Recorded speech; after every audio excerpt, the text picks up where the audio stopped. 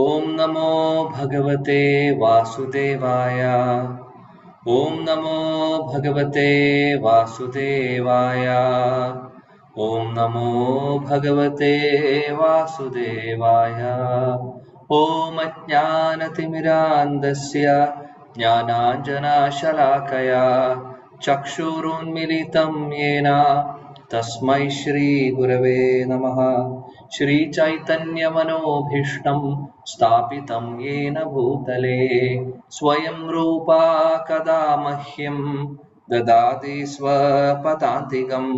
वन्देऽहं श्रीगुरो श्रीयुतपदकमलं श्रीगुरून् वैष्णवांश्च। श्रीरूपं साग्रजातं सहगण रघुनाथान्वितं तं सजीवं साद्वैतं सावधूतं परिजनसहितं कृष्णचैतन्यदेवं श्रीराधा कृष्णपादान् सहगण ललिता श्रीविशाखान्वितांश्च। हे कृष्णा करुणा सिन्धो दीनबन्धो जगत्पते गोपेशा गोपिका कान्ता राधा कान्ता नमोस्तुते। तप्त कांचन गौरांगी श्रीराधे वृंदावनेश्वरी वृषभानुसुते देवी प्रणमामि हरिप्रिये। वाञ्छाकल्पतरुभ्यश्च कृपा सिन्धुभ्येव च पतितानां पावनेभ्यो वैष्णवेभ्यो नमो नमः। नमो विष्णुपादाय कृष्णपृष्ठाय भूतले श्रीमते भक्तिवेदान्त स्वामिनिते नामिने। नमस्ते सरस्वते देवे गौरवाणी प्रचारिणे निर्विशेष शून्यवादी पाश्चात्य देशतारिणे।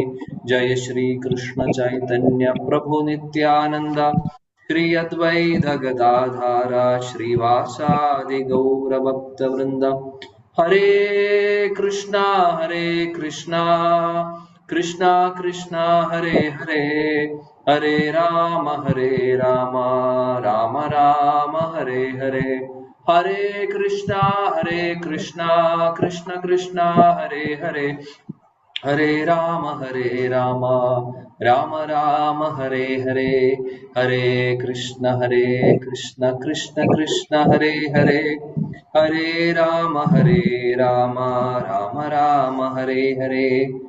मूकं करोति वाचालं पंगुं लंघयते गिरिं यत्कृपातमहं वन्दे श्रीगुरु दीनतारिणं परमानन्दमाधवं श्रीचैतन्यमीश्वरम्।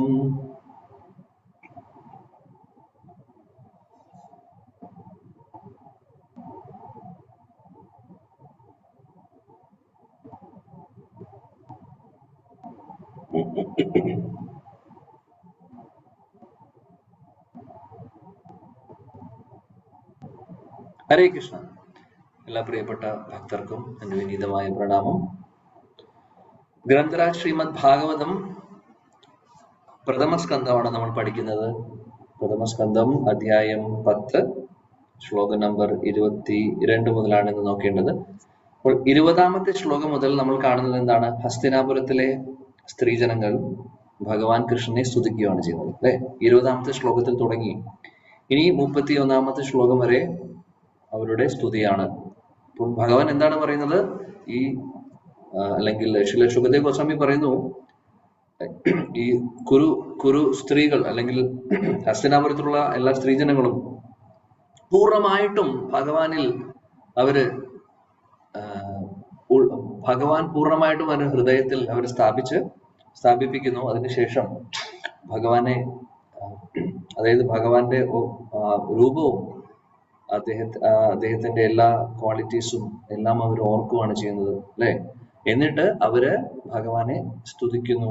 ആ സ്തുതി എന്ന് പറയുന്നത് വേദങ്ങളിലെ സൂക്തങ്ങളെക്കാളും വേദങ്ങളിലെ ശ്ലോകങ്ങളിലേക്കാളും ഭഗവാന് ഒരുപാട് പ്രിയപ്പെട്ടതാണ്, അല്ലെങ്കിൽ ഒരുപാട് ഭഗവാനെ ആകർഷിപ്പിക്കുന്നു എന്നാണ് പറയുന്നത്. ശ്രുതി എന്ന് പറഞ്ഞാൽ വേദങ്ങളിലും ഉപനിഷത്തുകളിലും പറഞ്ഞിട്ടുള്ള ആ ശ്ലോകങ്ങൾ അതിനേക്കാൾ കൂടുതൽ ഭഗവാൻ ഇഷ്ടപ്പെടുന്നു ഈ സ്ത്രീജനങ്ങളുടെ സാധാരണ സ്ത്രീജനങ്ങളാണ് ഇവരെല്ലാവരും. ഇവരാണെങ്കിലും ഗോപസ്ത്രീകളാണെങ്കിലും വൃന്ദാവനത്തിലെ അവരൊക്കെ ഭഗവാനെ സ്തുതിക്കുമ്പോൾ അവര് ഉള്ളിൽ നിന്നുള്ള സ്തുതിയാണ്.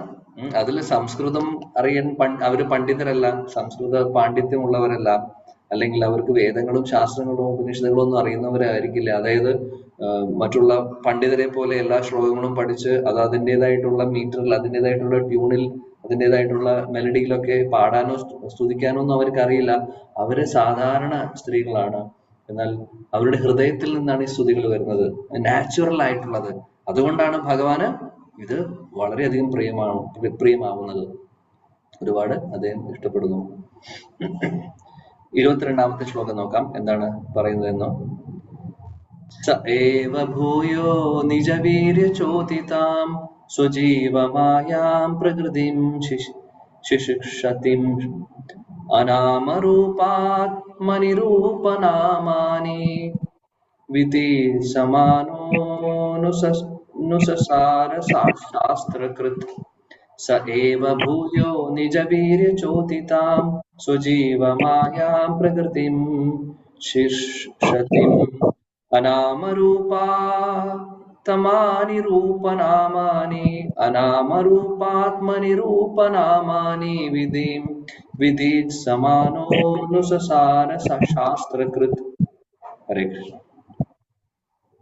ഹരേ കൃഷ്ണ പ്രഭു. ഹരേ കൃഷ്ണ.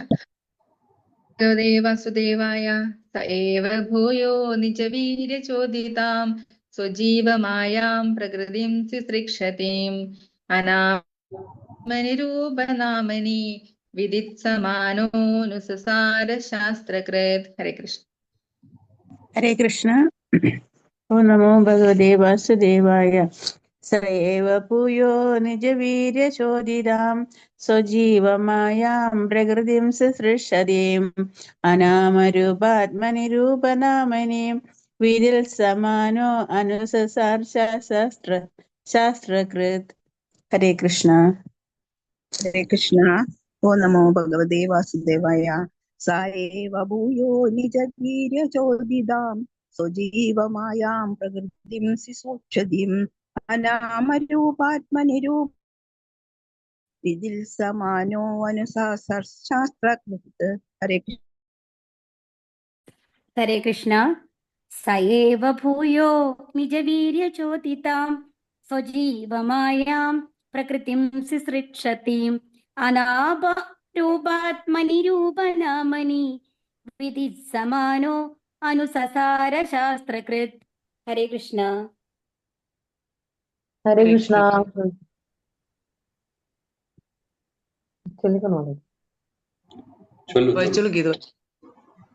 ഹരേ കൃഷ്ണ. ഓം നമോ ഭഗവതേ വാസുദേവായ.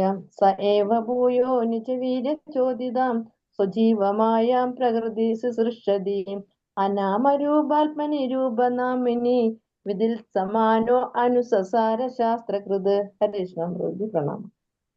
ഹരേ കൃഷ്ണ പ്രഭുജി. സ ഏവ ഭൂയോ നിജവീര്യചോദിതാം സ്വജീവമായാം പ്രകൃതിം സൃഷ്ടീം അനാമരൂപാത്മനിരൂപനാമിനി വിധി സമാനോ അനുസസാര ശാസ്ത്രകൃത്. ഹരേ കൃഷ്ണ. Thank you Prabhuji. ഹരേ കൃഷ്ണ. ഹരേ കൃഷ്ണ പ്രഭു. സവേവ ഭൂയോ നിജവീര്യചോദിതാം സ്വജീവമായാം പ്രകൃതിം സൃഷ്ടീം അനാമരൂപാത്മനിരൂപനാമനി വിദിൽ സമാനോ അനുസസാര ശാസ്ത്രകൃത്. ഹരേ കൃഷ്ണ. ഹരേ കൃഷ്ണ. Thank U.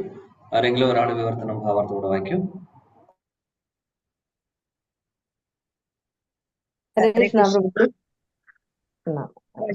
വിവർത്തനം ഭാവാർത്ഥം ശ്രീല പ്രഭുപാദിക്ക് ജയ്.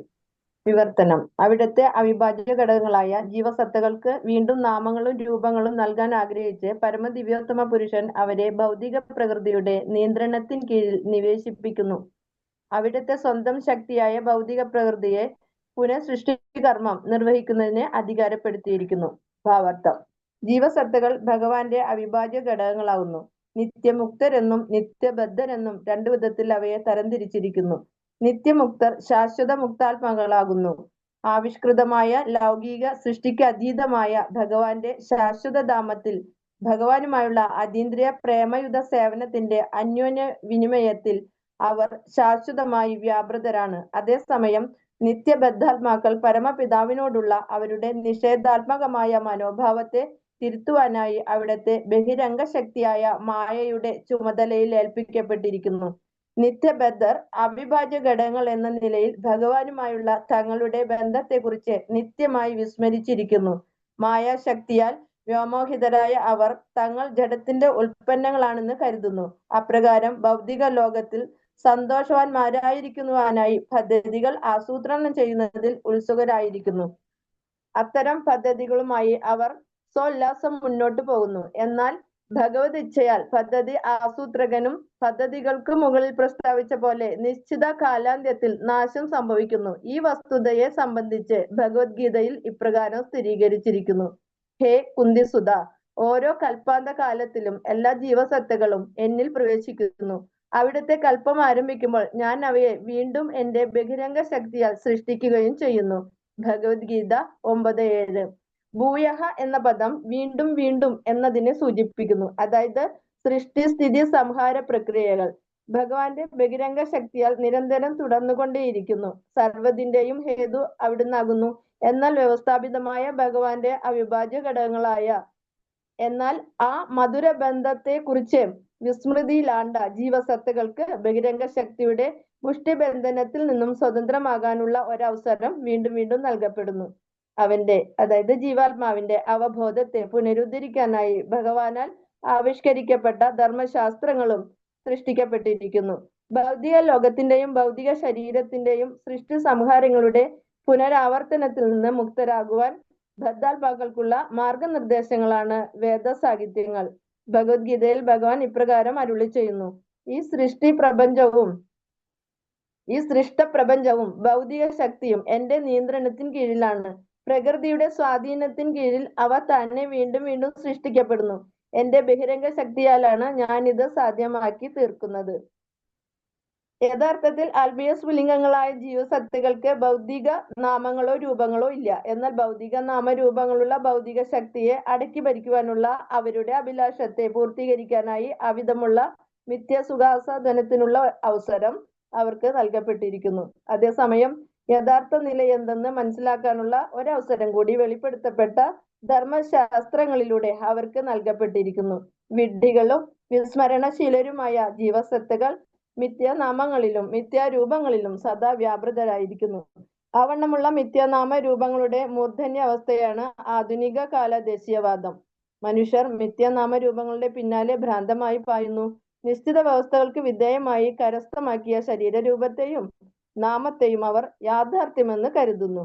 ഇത് ബദ്ധാത്മാവിനെ വ്യോമോഹിതനാക്കി നിരവധി വാദങ്ങളുടെ പേരിൽ ഊർജത്തെ ദുർവിനിയോഗം ചെയ്യിക്കുന്നു. എന്നിരുന്നാലും ശാസ്ത്രങ്ങൾ യഥാർത്ഥ നിലയെ മനസ്സിലാക്കുവാനുള്ള സൂചന നൽകുന്നു. എങ്കിലും വ്യത്യസ്ത സ്ഥലകാലങ്ങൾക്ക് അനുയോജ്യമാം വിധം ഭഗവാനാൽ സൃഷ്ടിക്കപ്പെട്ട ശാസ്ത്രങ്ങളിൽ നിന്നും പാഠം ഉൾക്കൊള്ളാൻ മനുഷ്യർ വൈമനസ്യം കാണിക്കുന്നു. ദൃഷ്ടാന്തമായി ഭഗവത്ഗീത ഓരോ മനുഷ്യനും മാർഗദർശിയാകുന്നു. എന്നാൽ ഭൗതിക ശക്തിയുടെ മയക്കത്താൽ ഭഗവത്ഗീത നിർദ്ദേശങ്ങൾ അനുസരിച്ച് ജീവിതത്തെ ചിട്ടപ്പെടുത്താൻ ജനങ്ങൾ ശ്രദ്ധ ചെലുത്തുന്നില്ല. ഭഗവത്ഗീത തത്വങ്ങൾ പൂർണ്ണമായും ഉൾക്കൊണ്ട ഒരാൾക്കുള്ള ജ്ഞാനത്തിന്റെ ബിരുദാനന്തര പഠനമാണ് ശ്രീമദ് ഭാഗവതം. നിർഭാഗ്യവശാൽ ജനങ്ങൾക്ക് അവയോട് യാതൊരു അഭിരുചിയുമില്ല. ആകയാൽ അവർ ജനിമൃതി പുനരാവൃത്തിക്കായി മായയുടെ പിടിയിൽ അകപ്പെട്ടിരിക്കുന്നു. Hare Krishna. Hare Krishna Prabhuji. Thank you Prabhuji. Hare Krishna. Thank you. ഇവിടെ സ്ത്രീജനങ്ങൾ ഹസ്തിനാപുരത്തിലെ സ്ത്രീകൾ ഭഗവാനെ സ്തുതിക്കുന്നു. അവർക്ക് വേദങ്ങളും ശാസ്ത്രങ്ങളും ഒക്കെ ശരിയായിട്ട് അവർ പഠിച്ചിട്ടില്ലെങ്കിലും പണ്ഡിതരൊന്നും അല്ലെങ്കിലും നോക്കൂ എത്ര ഭംഗിയായിട്ടാണ് അവർ സ്തുതിക്കുന്നത് ഭഗവാനെ. അവർക്ക് ആ വേദങ്ങളിലെ ആ എസൻസ് എന്താണെന്ന് അറിയാം, ഭഗവാൻ ആരാണെന്ന് അറിയാം, ഭഗവാനും ജീവാത്മാക്കൾ ആരാണെന്ന് അറിയാം. എങ്ങനെ അവർക്ക് സാധിക്കുന്നു? അപ്പോൾ ഇതാണ് നമ്മളൊരു കാര്യം മനസ്സിലാക്കണം. ഭഗവാനെ സ്തുതിക്കുക എന്ന് പറയുന്നത് നമ്മുടെ കഴിവ് കൊണ്ടോ പാണ്ഡിത്യം കൊണ്ടോ സാധിക്കുന്നതല്ല. ഭഗവാന്റെ മഹാകൃപ മാത്രമാണ് വേണ്ടത്. കൃപയാണ് വേണ്ടത്. അതാണ് പറയുന്നത്, നമ്മൾ ഭഗവാന്റെ കൃപ പോലെ തന്നെ, അല്ലെങ്കിൽ അത് തന്നെയാണ് ഗുരുവിന്റെ കൃപയും. ഭഗവാന്റെയും ഗുരുവിന്റെയും കൃപയുണ്ടെങ്കിലേ നടക്കുകയുള്ളൂ. ഇവിടെ ഇവരെ സംബന്ധിച്ച് കൃഷ്ണൻ തന്നെയാണ് ഭഗവാനും ഗുരുവും ഇവർക്ക്. അപ്പോൾ അദ്ദേഹത്തിന്റെ കൃപ കൊണ്ടാണ് അവർക്ക് സാധിക്കുന്നത്. നമ്മൾ ഇത് ശാസ്ത്രങ്ങളിൽ ഭാഗവതത്തിൽ തന്നെ പല സ്ഥലങ്ങളിൽ കണ്ടിട്ടുണ്ട് അല്ലെ. ധ്രുവ മഹാരാജ് വെറും 5 വയസ്സുള്ള ബാലനായിരുന്നു. 5 വയസ്സുള്ള ധ്രുവ മഹാരാജന് എങ്ങനെ സ്തുതിക്കാൻ സാധിക്കുന്നു ഭഗവാനെ? വേദങ്ങളും ശാസ്ത്രങ്ങളും പഠിച്ച് അദ്ദേഹം പണ്ഡിതനായിരുന്നില്ല ആ സമയത്ത് അല്ലെ. അപ്പോൾ നമുക്കറിയാം ധ്രുവ മഹാരാജ് ഭഗവാന്റെ ദർശനം കിട്ടിയപ്പോൾ കഠിനമായിട്ടുള്ള തപസ്യ ചെയ്തു അദ്ദേഹം 6 മാസത്തോളം. ഒരു 5 വയസ്സുള്ള കുട്ടിക്കെന്നല്ല, മുതിർന്ന ഒരു പുരുഷനും മുതിർന്ന ഒരു ആൾക്കും സാധിക്കാത്തതാണ് അദ്ദേഹം ചെയ്തത്. അത്രയും കഠിനമായിട്ടുള്ള തപസ്യയുടെ കൂട്ടത്തിൽ ഭഗവാന്റെ നാമവും അദ്ദേഹത്തിന്റെ ഗുരു മഹാരാജ് ശ്രീപാദ് നാരദമുനി പറയുന്ന അനുസരിച്ച് അദ്ദേഹം ചെയ്തു. എന്നിട്ട് എന്ത് സംഭവിച്ചു? ഭഗവാൻ പ്രത്യക്ഷപ്പെട്ടു ധ്രുവ മഹാരാജിന്റെ മുമ്പിൽ. 6 മാസത്തിൽ എന്ന് പറഞ്ഞു കഴിഞ്ഞാൽ എത്രയോ മുനിവര്യന്മാര് ഋഷിവര്യന്മാര് ജന്മജന്മാന്തരങ്ങളായിട്ട് തപസ്യ ചെയ്യുവാണ് ഭഗവാന്റെ ഒരു ദർശനത്തിന്. എന്നാൽ ധ്രുവ മഹാരാജ് അത് വെറും 6 മാസം കൊണ്ട് സാധിപ്പിച്ചു. എങ്ങനെ സാധിച്ചു? അത്രയും ആത്മാർത്ഥതയോട് കൂടിയിട്ടാണ് അദ്ദേഹം ചെയ്തത്. കാര്യം ഗുരു പറഞ്ഞു കൊടുത്തപ്പോൾ പൂർണ്ണമായിട്ടും അദ്ദേഹം അത് ഉൾക്കൊണ്ടു. ഗുരുവിൽ പൂർണ്ണ വിശ്വാസവും ഉണ്ടായി. അപ്പോൾ ഗുരു കൊടുത്തിട്ടുള്ള മന്ത്രം ആത്മാർത്ഥതയോട് കൂടിയിട്ട് അദ്ദേഹം ജപിച്ചു, ആത്മാർത്ഥതയോട് കൂടിയിട്ട് അദ്ദേഹം ചെയ്തു. അതുകൊണ്ട് അദ്ദേഹത്തിന്റെ റിസൾട്ട് പെട്ടെന്ന് കിട്ടി. നമുക്കുള്ള പാഠമാണ്. കാര്യം ഹരേ കൃഷ്ണ മഹാമന്ത്രം സുലഭമാണ്, എല്ലായിടത്തും ഉണ്ട്, ശാസ്ത്രങ്ങളിൽ പറയുന്നുണ്ട് അല്ലെ. കലി സന്ത്രണ ഉപനിഷത്തിലൂടെ നമ്മളെല്ലാവരും ചൊല്ലുന്നു. എന്നാൽ അതേ ഹരേ കൃഷ്ണ മഹാമന്ത്രം തന്നെ ശ്രീ ഗുരുവിൽ നിന്ന് നമുക്ക് ലഭിക്കുമ്പോൾ അതിന്റെ ശക്തി ഒരുപാട് മടങ്ങ് കൂടുകയാണ് ചെയ്യുന്നത്. കാര്യം ശ്രീ ഗുരു അത് ആ മന്ത്രം നമ്മളൊരു പക്ഷേ അതിനും ഒരുപാട് വർഷങ്ങൾ മുമ്പ് ഹരേ കൃഷ്ണ മഹാമന്ത്രം ചൊല്ലുന്നുണ്ടാവും. അതിനൊക്കെ ഡെഫിനറ്റ്ലി അതിനൊക്കെ റിസൾട്ട് ഉണ്ട്. എന്നാൽ ഗുരുവിൽ നിന്ന് വരുന്ന മന്ത്രം ഗുരു പറഞ്ഞു തന്നതിന് ശേഷം പിന്നീട് നമ്മൾ അത് ചൊല്ലുമ്പോൾ നമ്മുടെ ഓരോ മന്ത്രത്തിനും ശക്തി കൂടുതലാണ്. കാര്യം ഗുരുകൃപയും അതിൽ ഉൾക്കൊള്ളുന്നുണ്ട്. അതുകൊണ്ട് അതാണ് ധ്രുവ മഹാരാജന് സംഭവിച്ചത്. ധ്രുവ മഹാരാജന് പറഞ്ഞു കൊടുത്തു, ഓം നമോ ഭഗവതേ വാസുദേവായ. ഭഗവാൻ വാസുദേവനെ നാരായണനെ ഭജിക്കാനാണ് പറഞ്ഞത് ശ്രീപാദ് നാരദമുനി.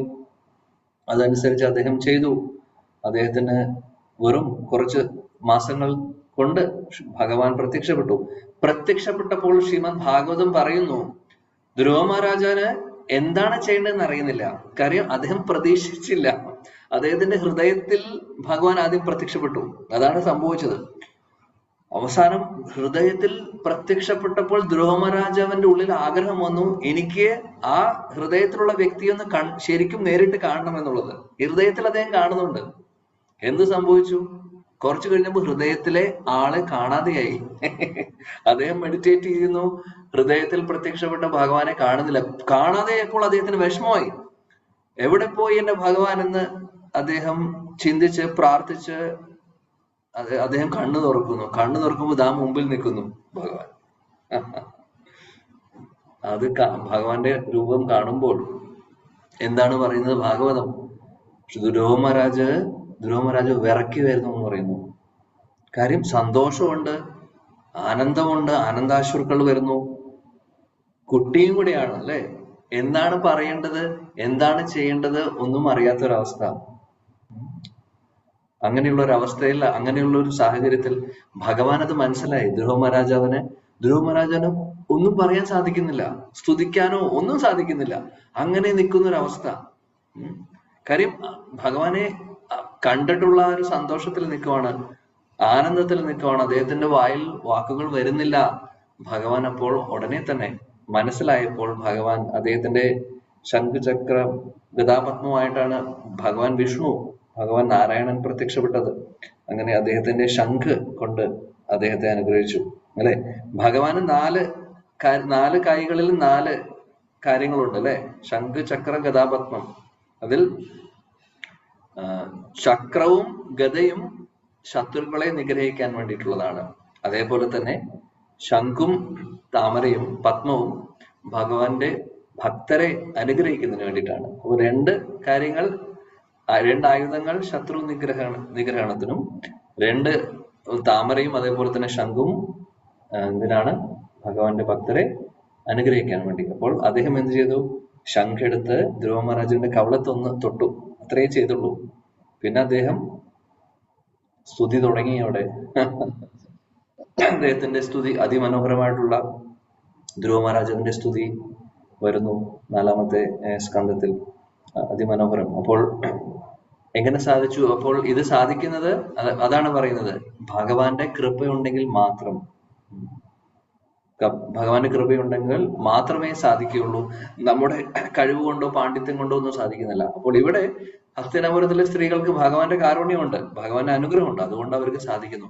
എത്ര മനോഹരമായിട്ടാണ് അവർ പറയുന്നത്. ഇവിടെ അവര് പറയുന്നത് എന്താണെന്ന് വെച്ചാൽ, ജീവാത്മാക്കളുടെ അവസ്ഥ, അതായത് ജീവാത്മാക്കള് ഭഗവാന്റെ അംശമാണെന്ന് പറയുന്നു. അങ്ങനെ ഭൗതിക ലോകത്തിന്റെ ആ ഒരു അധീനതയിൽ ജീവാത്മാക്കൾ വരുന്നു. ഭഗവാന്റെ ശക്തിയിലാണ് ഈ പ്രപഞ്ചം മുഴുവനും ഇരിക്കുന്നത്, ഭൗതിക ലോകം മുഴുവനും ഇരിക്കുന്നത്. ഈ ഭൗതിക ലോകം സൃഷ്ടിക്കുന്നു, അതേപോലെ സംഹരിക്കുന്നു. ഇതെല്ലാം ഭഗവാൻ പരമദിവ്യതമ പുരുഷനാണ് ചെയ്യുന്നത് എന്നാണ് ഇവർ പറയുന്നത്. അങ്ങനെയാണ് സ്തുതിക്കുന്നത്. അപ്പോൾ അതിനർത്ഥം ഇവർക്ക് പൂർണ്ണമായിട്ടും എല്ലാം അറിയാം. ഭഗവാന്റെ അനുഗ്രഹം കൊണ്ട് അവർക്ക് കാര്യങ്ങളെല്ലാം അറിയാം.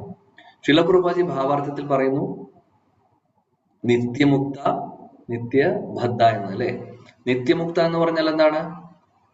മുക്തി നേടിയിട്ടുള്ളവര്, അല്ലെങ്കിൽ നിത്യവും മുക്തരായിട്ടുള്ളവര്, ഭഗവാന്റെ ശുദ്ധഭക്തര്, അല്ലെങ്കിൽ നമുക്കറിയാം ആധ്യാത്മിക ലോകത്തിലുള്ള ഭഗവാന്റെ കൂടെയുള്ള പാർഷദരെല്ലാം നിത്യമുക്തരാണ്. അപ്പോൾ അതിൽ ഓൾറെഡി ഭഗവാന്റെ കൂടെ എപ്പോഴും ഉള്ളവരുണ്ടാവും, നിത്യസിദ്ധരെന്ന് നമ്മൾ പറയും. അതേപോലെ ഇവിടെ നിന്ന് സാധന സിദ്ധി നേടിക്കൊണ്ട് അവിടെ പോകുന്നവരും പിന്നെ അവർ നിത്യസിദ്ധരാവും, അല്ലെങ്കിൽ നിത്യമുക്തരായി മാറും. പിന്നെ രണ്ടാമത്തെ കാറ്റഗറി എന്നാണ് നിത്യബദ്ധര്. നിത്യബദ്ധര് എന്ന് പറഞ്ഞാൽ നമ്മളെപ്പോ ഉള്ളവർ, അതായത് കണ്ടീഷൻ സോൾസ്. നമ്മൾ എന്തുകൊണ്ട് നിത്യബദ്ധരെന്ന് പറയുന്നു?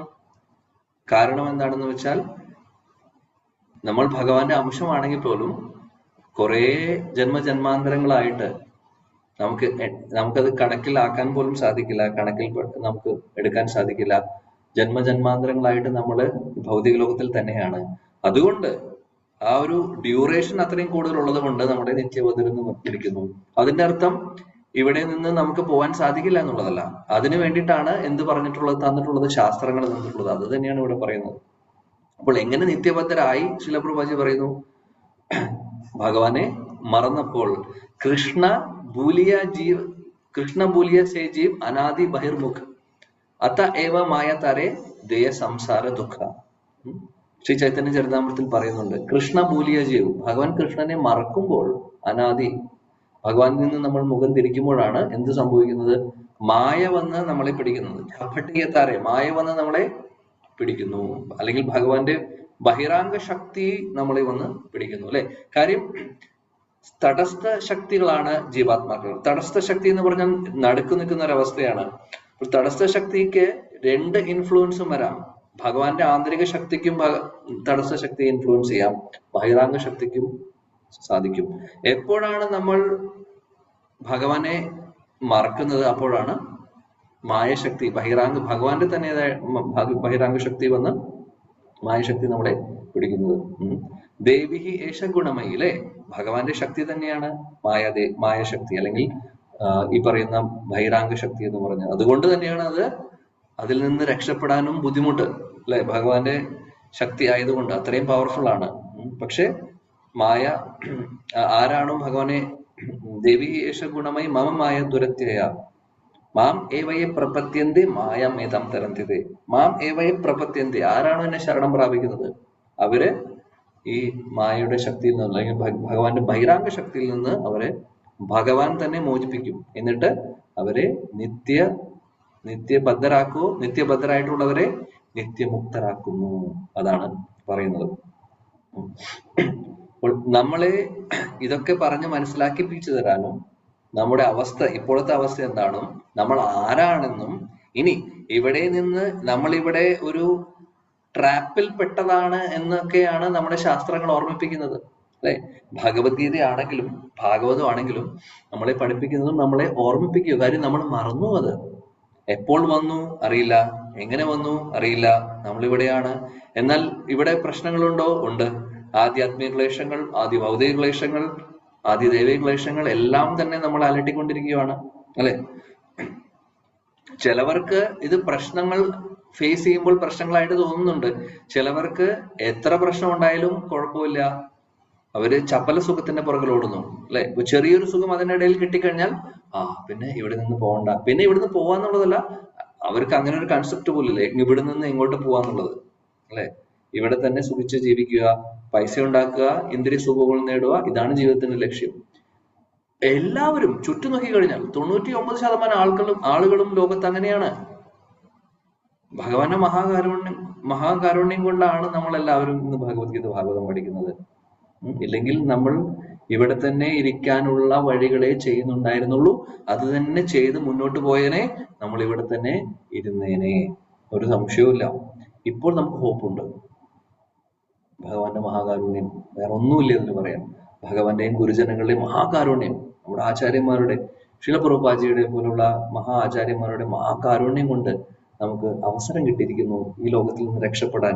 ഇതിനും വലിയ മഹാസൗഭാഗ്യം ആർക്ക് കിട്ടും?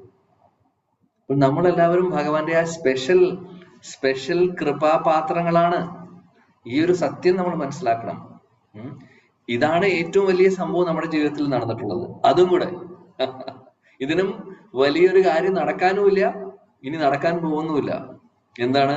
ഭക്തി മാർഗത്തിലേക്ക്, സാധാരണ ഭക്തിയല്ല, ശുദ്ധ ഭക്തി മാർഗത്തിലേക്ക് നമ്മളെ എത്തിച്ചിട്ടുള്ളത്. ശീല പ്രഭുപാദി പറഞ്ഞു തന്നിട്ടുള്ള, ശ്രീ ചൈതന്യ മഹാപ്രഭുവിന്റെ പാത പിന്തുടർന്നുകൊണ്ടാണ് ശീല പ്രഭുപാദി നമ്മളെ പഠിപ്പിക്കുന്നത്, അല്ലെ? മഹാപ്രഭു ഭഗവാൻ കൃഷ്ണനാണ്. കൃഷ്ണൻ തന്നിട്ടുള്ളത് ഹൈ ക്ലാസ് ടോപ്പ് മോസ്റ്റ് ഭക്തിയാണ്, ശുദ്ധ ഭക്തി, കൃഷ്ണ പ്രേമം എന്ന് പറയുന്നത്. അത് എങ്ങനെ എന്നുള്ളത് നമ്മുടെ ഗുരുജനങ്ങളായിട്ടുള്ള ശീല പ്രഭുപാദിയുടെ കാരുണ്യം കൊണ്ട് എങ്ങനെ അത് പ്രാക്ടീസ് ചെയ്യണം. നമ്മുടെ അവസ്ഥ ശീല പ്രഭുപാദിന് നല്ലോണം അറിയാം. അതുകൊണ്ട് നമുക്ക് എന്ത് മെഡിസിൻ ആണ് വേണ്ടത് എന്നുള്ളത് അദ്ദേഹത്തിന് നല്ലവണ്ണം അറിയാവുന്നത് കൊണ്ട് അതിനനുസരിച്ച് അദ്ദേഹം മരുന്നുകൾ തരുന്നു. എന്ത് ചെയ്യണം, എന്ത് ചെയ്യേണ്ട ആവശ്യമില്ല, എന്തൊക്കെ നമ്മൾ മാറ്റണം എന്നൊക്കെ വളരെ വിശദമായിട്ട് ഭാവാർത്ഥങ്ങളിലൂടെ നമ്മളെ പഠിപ്പിക്കുന്നു. നമ്മൾ ചെയ്യേണ്ടത് എന്താണ്? വെറുതെ ആ മരുന്നെടുത്ത് കഴിക്കുക വിശ്വാസത്തോട് കൂടിയിട്ട്, അല്ലെ? ഡോക്ടറിനെ വിശ്വാസം ഉണ്ടെങ്കിൽ പകുതി അസുഖം മാറി എന്നാണ് കണക്ക്, അല്ലെ? സത്യമാണോ? അത് എല്ലാവരും അംഗീകരിക്കുന്ന ഒരു കാര്യമാണ്. ഡോക്ടർ ഇഷ്ടമുള്ളൊരു ഡോക്ടർ ആണെങ്കിൽ ആ രോഗിയുടെ പകുതി അസുഖം അങ്ങനെ മാറി, മരുന്ന് കഴിക്കുന്നതിനേക്കാൾ മുമ്പ് തന്നെ. വിശ്വാസം ഇല്ലാത്തൊരു ഡോക്ടർ ആണെങ്കിലോ എന്ത് മരുന്ന് കഴിച്ചിട്ടും കാര്യമില്ല, മാറില്ല. അതേപോലെ ഇപ്പോൾ ഗുരുജനങ്ങളെ വിശ്വാസം ഉണ്ടെങ്കിൽ, ശീല പ്രഭുപാദിന്റെ വാക്കുകളെ വിശ്വാസം ഉണ്ടെങ്കിൽ, വിശ്വാസത്തോടു കൂടി അത് സ്വീകരിച്ച് അത് നമ്മൾ പാലിക്കുകയാണെങ്കിൽ അതിന് എഫക്റ്റ് ഉണ്ട്, നമുക്കത് മനസ്സിലാവും. ഇവിടെ ശീല പ്രഭുപാദി നമ്മളെ ഓർമ്മിപ്പിക്കുന്നു വീണ്ടും വീണ്ടും ഭഗവാന്റെ സൃഷ്ടിയെക്കുറിച്ചും. ഭഗവാൻ ആയി സൃഷ്ടിക്കുന്നു, സംഹാരം നടക്കുന്നു, ഇതെല്ലാം ഭഗവാൻ ചെയ്യുന്നുണ്ട്, അല്ലെ? അപ്പൊ അതിന്റെ കൂട്ടത്തിൽ നമ്മളെപ്പോലുള്ള ജീവാത്മാക്കൾ ഭഗവാന്റെ അടുത്തേക്ക് മുഖം തിരിക്കുന്നവരെ നമ്മൾ ഇവിടെ തന്നെ ഇരിക്കും. അപ്പോൾ സൃഷ്ടിയും സംഹാരത്തിന്റെയും ചക്രത്തിലൂടെ നമ്മളും കടന്നു പോവാണ് ജന്മജന്മാന്തരങ്ങളായിട്ട്. ആദ്യമായിട്ടൊന്നല്ല ഈ ഒരു ബ്രഹ്മാണ്ടത്തിൽ നമ്മൾ ഇരിക്കുന്നത്. ഈ ബ്രഹ്മാണ്ടത്തിലല്ല, നമ്മൾ പല ബ്രഹ്മാണ്ടത്തിലും ഓടി നടന്നിട്ടുണ്ട്. ഇന്ദ്രനും ചന്ദ്രനും സൂര്യനും ഒക്കെ ആയിട്ടുണ്ടാവും നമ്മളൊക്കെ, അല്ലെ? കേട്ടിട്ടുണ്ടാവും. രുക്മിണി ദേവിയും ഭഗവാൻ കൃഷ്ണനും ദ്വാരകയിൽ ഇരിക്കുന്ന സമയത്ത് അവര് ഒരുമിച്ചിരുന്ന് സംസാരിക്കുകയായിരുന്നു. ആ സമയത്ത് ചെറിയൊരു ഉറുമ്പ് അവിടെ നിന്ന് പോകുന്നുണ്ടായിരുന്നു. ഉറുമ്പിനെ കണ്ട് കൃഷ്ണൻ ചിരിക്കുകയാണ്. അത് ചിരിച്ചപ്പോൾ രുക്മിണി ദേവി ഉടനെ ചോദിച്ചു, എന്താണ് അങ്ങ് ചിരിക്കുന്നത്? ഉറുമ്പിനെ കണ്ട് എന്തുകൊണ്ട് ചിരിക്കുന്നു? കൃഷ്ണൻ ഒന്നും മിണ്ടാതെ ചിരിക്കുകയാണ്. അപ്പൊ അദ്ദേഹം പറഞ്ഞു, 7 പ്രാവശ്യം ഇന്ദ്രനായതാണ് ഇദ്ദേഹം. ആര്? നടന്നു പോകുന്ന ഉറുമ്പ്. എന്നാൽ ഇപ്പൊ നോക്കൂ അവസ്ഥ. നമ്മൾ ഓരോരുത്തരും അവസ്ഥ അങ്ങനെ തന്നെയാണ്. ആ ബ്രഹ്മഭുവനാലോകെ പുനരാവർത്തനം അർജുന, അല്ലെ? ബ്രഹ്മലോകം വരെ പോയി തിരിച്ചു വന്ന് ഇങ്ങനെ നരകം, ഭൂമണ്ഡലം, ഉപരിലോകം, നമ്മളിങ്ങനെ 3 ലോകങ്ങളിലുമായിട്ട് ഇങ്ങനെ കറങ്ങിക്കൊണ്ടിരിക്കുകയാണ്. എന്നാൽ ഇപ്പോൾ ഒരു അവസരം കിട്ടിയിരിക്കുന്നു. വേദശാസ്ത്രങ്ങളിൽ പറയുന്നുണ്ട്. അതാണ് പറയുന്നത് ശീല പ്രഭുപാദിയുടെ, നമ്മളെ ഗൈഡ് ചെയ്യുന്നു. ഭഗവത്ഗീതയാണെങ്കിലും ഭാഗവതമാണെങ്കിലും എങ്ങനെ ഇവിടെ നിന്ന് രക്ഷപ്പെടാൻ സാധിക്കും? നിത്യബദ്ധരായിട്ടുള്ള നമ്മൾ എങ്ങനെ നിത്യമുക്തരാവും? അതിനുള്ള മെഡിസിൻ ആണ് ഇവിടെ ഉള്ളത്. എന്നില് വേദങ്ങളിലുള്ളത്, ശാസ്ത്രങ്ങളിലുള്ളത്, ഭഗവത്ഗീതയിലുള്ളത്, ഭാഗവതത്തില് ഉള്ളത്. അപ്പോൾ ഇത് നമ്മൾ സ്വീകരിച്ചില്ലെങ്കിൽ വെറും വിഡ്ഢികളാണ് നമ്മൾ. ഈ ലോകം മുഴുവനും എല്ലാവരും ഓടി നടക്കുന്നത് അവനവന്റെ ഇന്ദ്രിയ സുഖഭോഗങ്ങളും അതേപോലെ തന്നെ പേരിനും പ്രശസ്തിക്കും വേണ്ടി. എന്നാൽ നമ്മൾ എന്നാണോ ഇതെല്ലാം ഞാൻ എന്നുള്ള ഒരു ചിന്ത, നമ്മുടെ മിഥ്യാഹങ്കാരം, അതേപോലെ ഞാൻ എന്റേത് എന്നുള്ള ഒരു ചിന്തകളും, ഞാൻ മനുഷ്യനാണ്, പോട്ടെ ഞാൻ മനുഷ്യനാണ്, ഞാൻ എന്റെ പേര് ഇതാണ്, എന്റെ പേര് അതാണ്, ഞാൻ അച്ഛനാണ്, അമ്മയാണ്, ഭാര്യയാണ്, ഭർത്താവാണ്, ഇതൊക്കെ ഡെസിഗ്നേഷൻ ആണ്, ഉപാധികളാണ്. ഇതെല്ലാം താൽക്കാലികം. പിന്നെ ബന്ധങ്ങൾ നോക്കുകയാണെങ്കിലും താൽക്കാലികം. സർവോ ഉപാധി വിനിർമുക്തം തത്പരത്വേന നിർമ്മലം ഋഷികേശ സേവനം ഭക്തിരുച്യതേ.